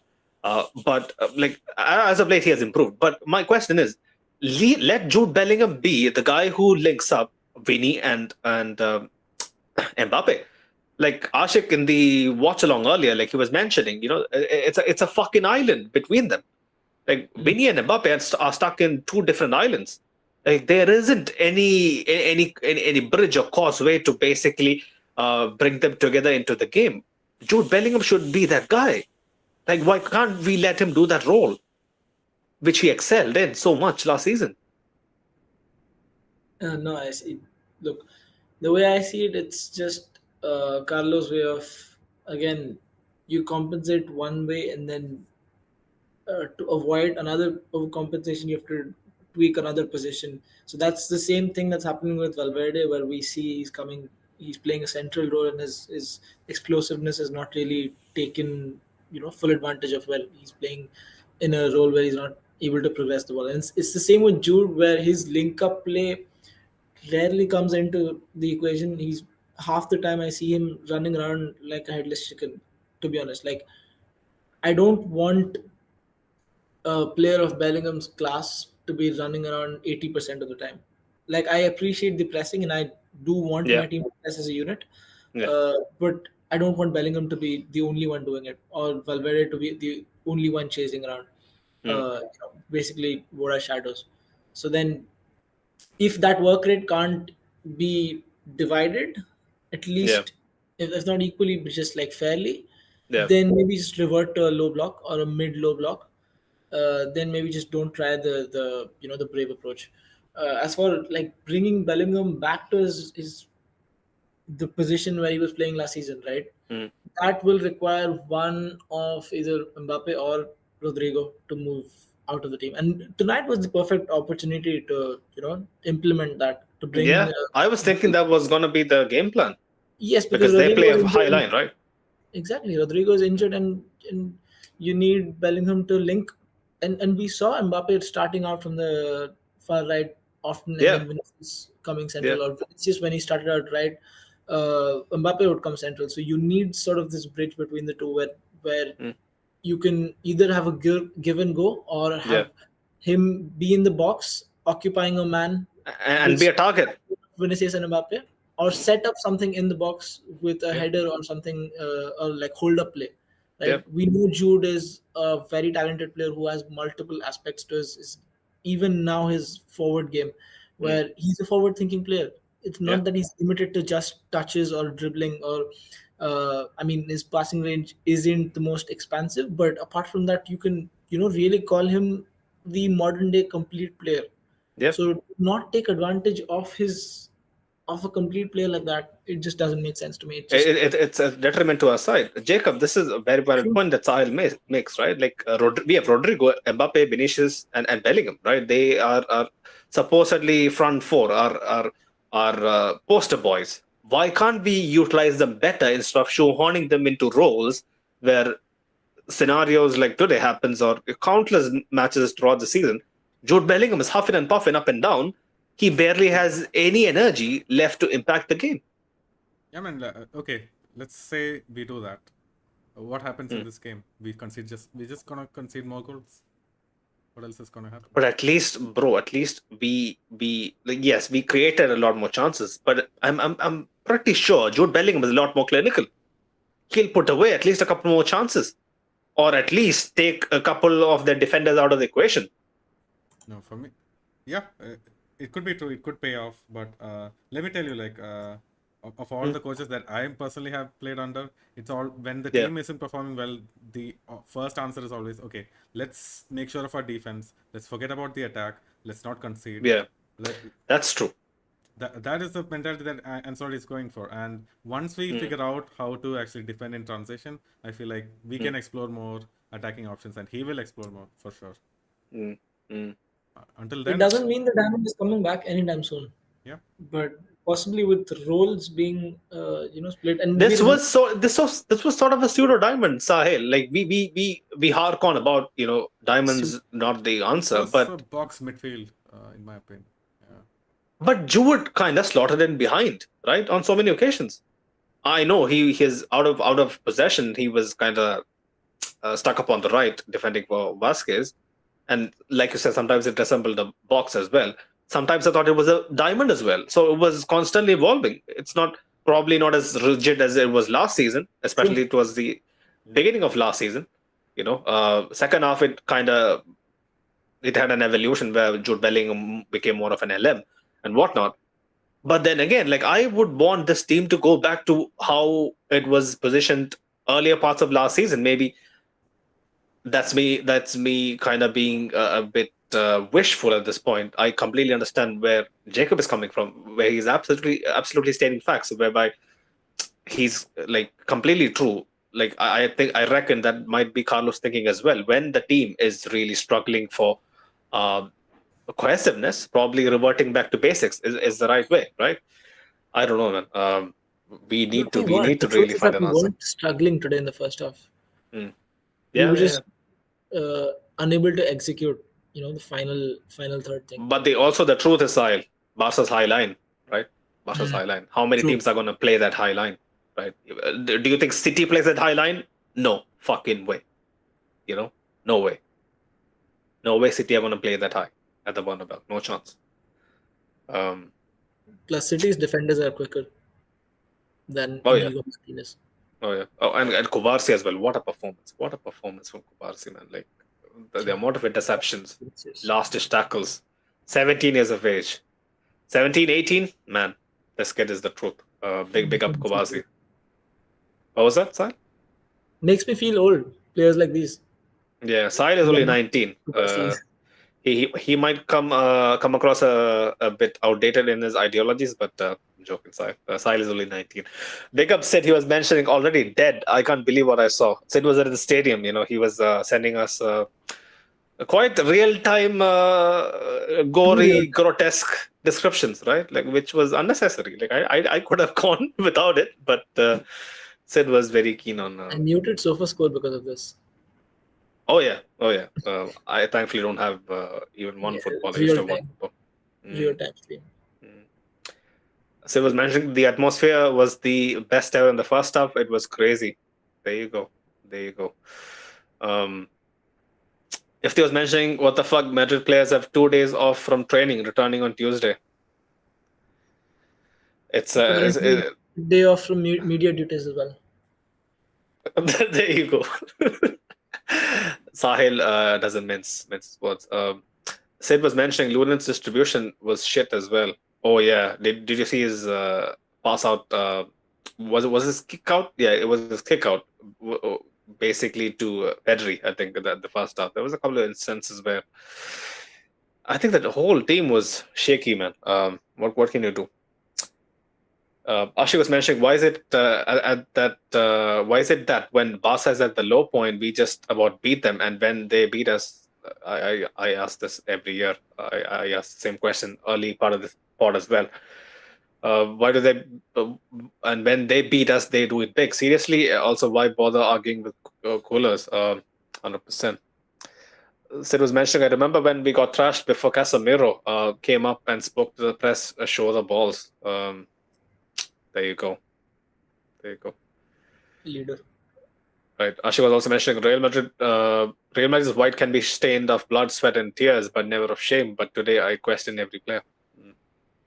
Austin was mentioning Carlo gave them 2 days off. If he was mentioning the same Bernabeu booed Ronaldo, should hang Mbappe to the Bernabeu roof for this performance. Are we going back to the medieval times, Jacob? Do you sympathize with the sentiment? I would just lock him up in the sewers and then let him be the turtle that he is. Definitely not as harsh as what I said, Jacob. Jacob has some weird fetishes. People who know Jacob in real life, comment below. Jacob doesn't hold back. I don't know if Sahil missed his wish. He wanted. Did you hear that, Sahil?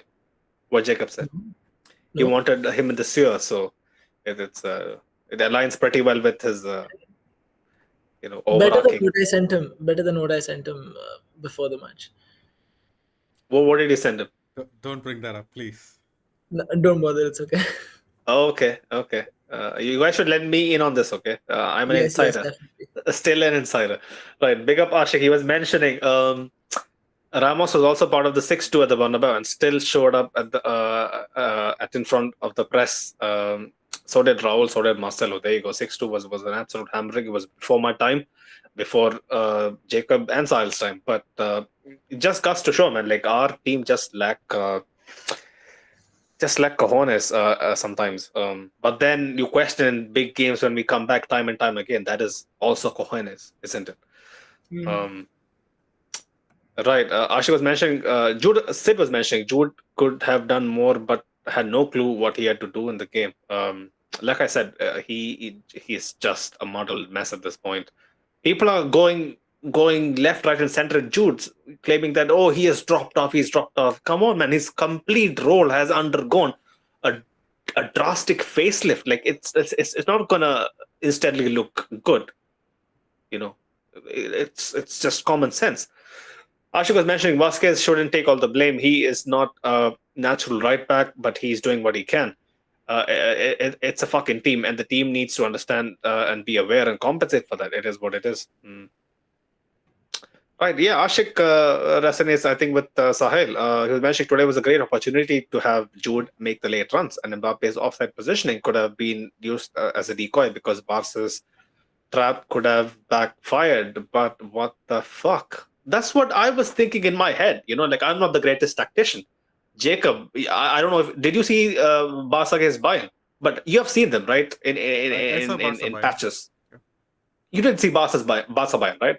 So, bro, like since we support Madrid and the Clasico around the corner, in your mind, you would, when you're watching the game, you would think exactly like what Ashik said, right? The high line is definitely going to play into our game plan, and we are going to capitalize, especially at home. Yeah. Right? Man, we did. Jude was making late runs at least a couple of times. And then in the first half, he was almost taking Rodrigo's role. He was just trying to get there, arrive late in the box for the cutback. But it just never came because Mbappe was offside in the off. And Ashik has a good point, right?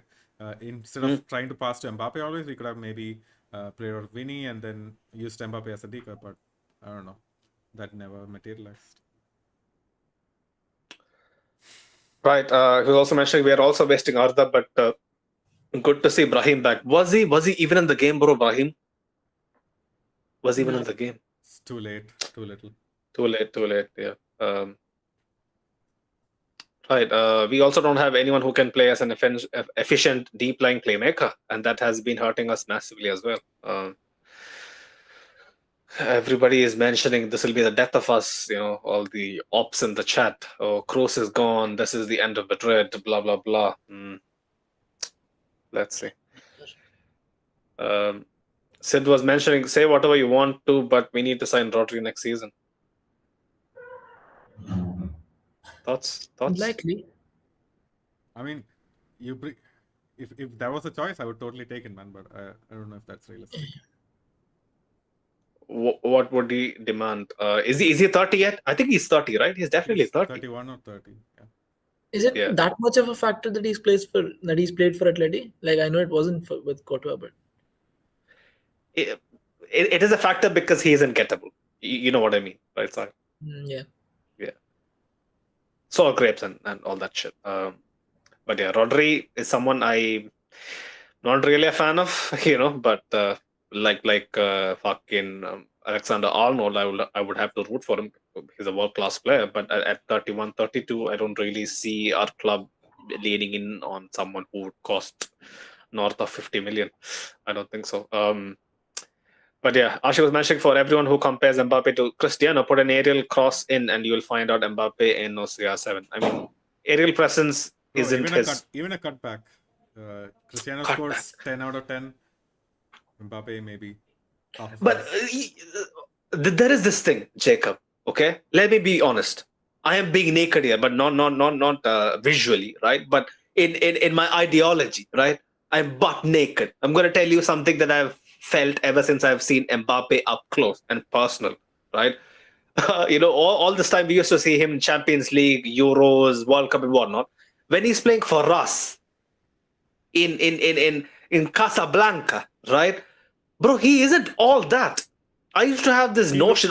He's like, I think I can sum it up. He just really looks like a League One player playing in La Liga. There you go. He just looks mid as fuck, bro. Like I used to think, he is. He's not Cristiano, but he is, the heir to the throne. He's kind of, similar in his attributes. Maybe not the heading, but his goal scoring prowess. Quick feet. Step overs. I mean, we might still see it. Who was I fooling? Nothing so far. Nada. Nothing so far. Right. Hassan was mentioning, Yamal said we looked tired after the first half, so that pushed harder. So they pushed harder. Moon was mentioning play Militao, right back, Tchouaméni at centre back, and Camavinga at 6, especially in big games. Militao, right back. I don't know. I don't know what God knows. And Camavinga at 6. Camavinga at 6 was. I've seen Brazil games where Militao was like the right back. I think a couple of Porto games as well in the Champions League when he played. It's horrendous. He just does not have that positional awareness that Carvajal used to have. He's gonna get beaten by his man. He's gonna get because he's not the most nimble, right? He can't like recover from a run. If he gets turned over. He's a fucking T-Rex. Let's not beat around the bush. He is a T-Rex out wide. He really can't. But like I've heard plenty of times that he has some experience playing there, right? Especially for Porto. Yep. But at this point, Tchouaméni at centre back, I've said this so many times. I think he looks less worse there. I don't know. Yeah, I would take him if we had to. And that stat is finally broken. Yeah, Tchouaméni has lost a La Liga game at the Bernabeu, or a La Liga game where he started, and Mendy has lost a La Liga game at the Bernabeu. 2 stats were broken tonight as well. A lot of stats. Yep. Okay. And 9 offsides for a single player. Oh, that was a record? Probably. I That's read probably this record that 12 offsides in a game. That's the most offsides that we had since 2013. Yeah. There we go. My goodness me. We're breaking records for all the wrong reasons. All the wrong reasons. That's not what we are about, right? Right. Hassan was mentioning, so there could be something in the Pintus news. I mean, bro, come on, man. Pintus, really? Man, it's Relevo, man. I don't think it can be trusted. I think it's just fluff before the Clasico that they wanted to get some attention. That's it. The club, the players, rallying up a mutiny against the guy who I can't believe it, to be honest. Resolved an injury crisis so many times down the years. I mean, I get when people come at Sanitas. Are we still working with Sanitas? I think we are. Yeah, right? yeah. Pintus is also Pintus is employed by the club. Like he doesn't fall under Carlo's staff, so he has, he is he's in a level playing field with Carlo and the boys. So I don't know, man. Right, Ashik was mentioning, can we try once? Vinny, Rodrigo, and Arda or Brahim front 3. But didn't we try it? We didn't try it. Arda on the right or something. I remember it. It didn't really fly. If you're going to play 3 up front, might as well with our ass being in our hands. I don't know, man. I don't know. Arda up front hasn't really. Jacob, your opinion on Arda? Man, not really the answer yet, right? I just feel like Carlos so far, he doesn't know how to use Arda. I think that's what we've all been saying. He just looks like a completely different player playing for Turkey, right? He has to have that free role. He has to drop deeper. He just does not get to do that when Carlo plays him. Yeah, Carlo has used him as 1 as a winger and 2 as an interior, and he's not completely flown by. Yeah, he just needs that number 10 role. Eventually, he'll get it. Yeah. Copa del Rey come. Sid was mentioning I was faster than SofaScore. There you go. Ashik was mentioning Sahil, you feel old. I grew up watching Quintetil Butre. Yeah. For Sahil, who doesn't know. Now that is all my friend. You're wearing this jersey, man. Mm. I mean, it looks cool. So. And yes, that team played beautiful football. Today we play Excel sheet football. Yeah. Ifti, he was mentioning Vinny should have said the same line of Kareem, don't pass to Mbappe. There you go. I think that's he's playing against us. I don't know, man. Like, I was so pumped up. He was so pumped up. Vinny came on to Mbappe, hugged him, said, Vamos, after the goal or whatnot. But yeah, what can you say? Right, I guess that's pretty much it. Ashik has a couple of last comments. He was mentioning Militao right back, Tchouaméni centre back with Rudiger, and we are still stuck with Mendy on the left. It's still the same as bending over without. I get it, Ashik. But big up yourself. Big up people in the chat. Sahil and Jacob, any final thoughts? I'll come to Jacob first.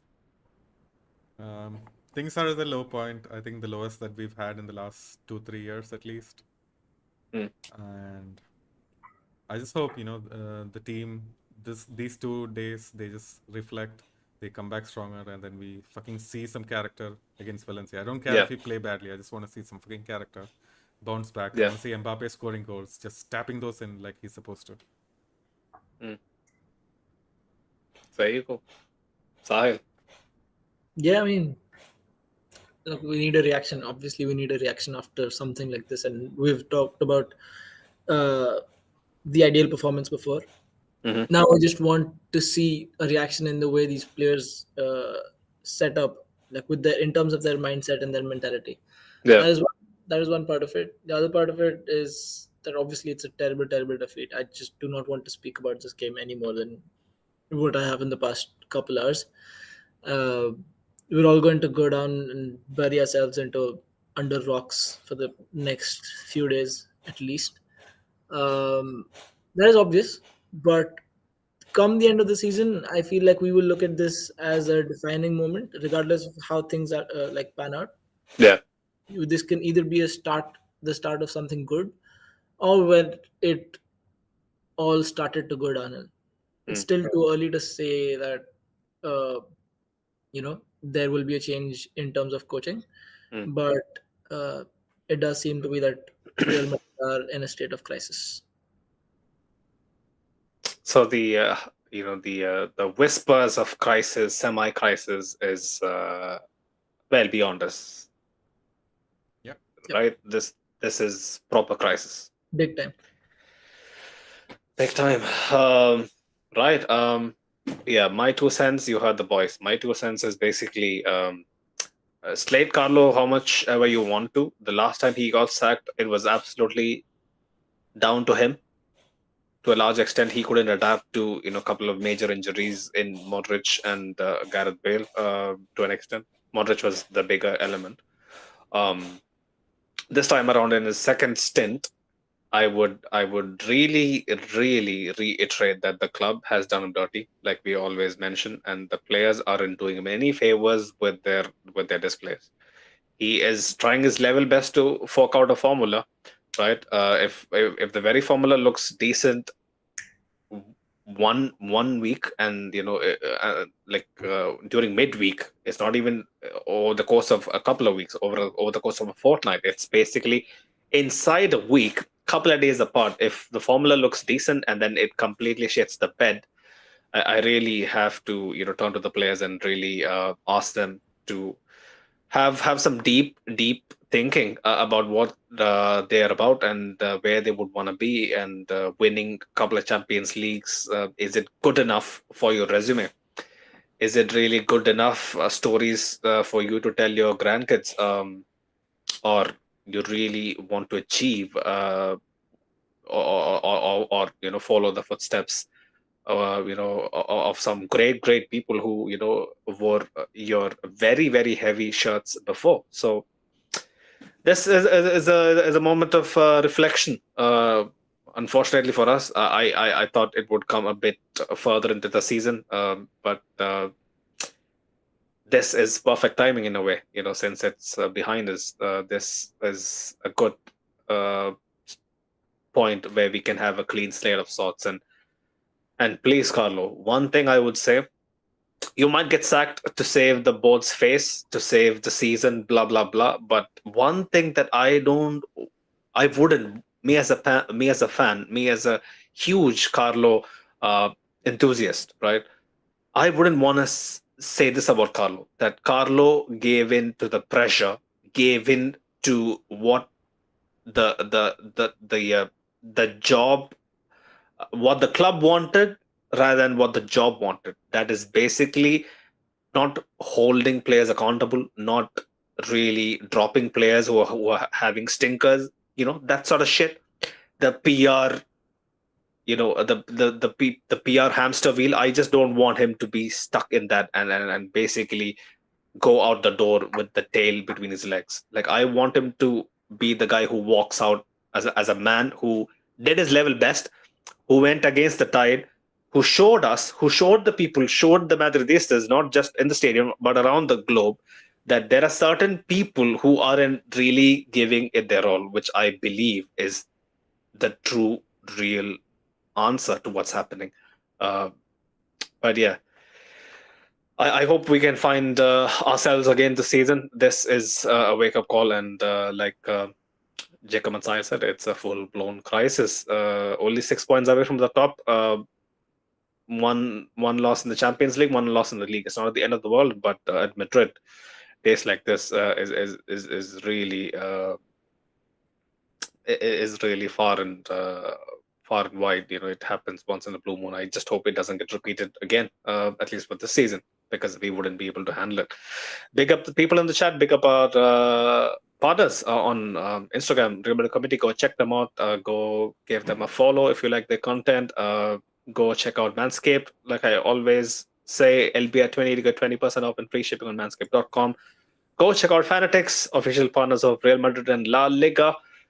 Go check them out. They have some cool apparel and sports merch, not just of Real Madrid and La Liga. They have NASCAR official merch and whatnot. So yeah, go check them out. Big up to our audio listeners as well. Always, I mentioned this, they are a backbone. Thank you for always supporting us through thick and thin over the last 3.5 years, making this a two-way street, sending us positive and negative feedback. It really goes a long way. I really enjoy having a to and fro conversation with you guys. And yeah, man, Jacob, we forgot to do one housekeeping bit. We didn't run the ad, so I would request you to run the ad as we close the post-match out. So hopefully we see you guys before the Valencia preview Thursday.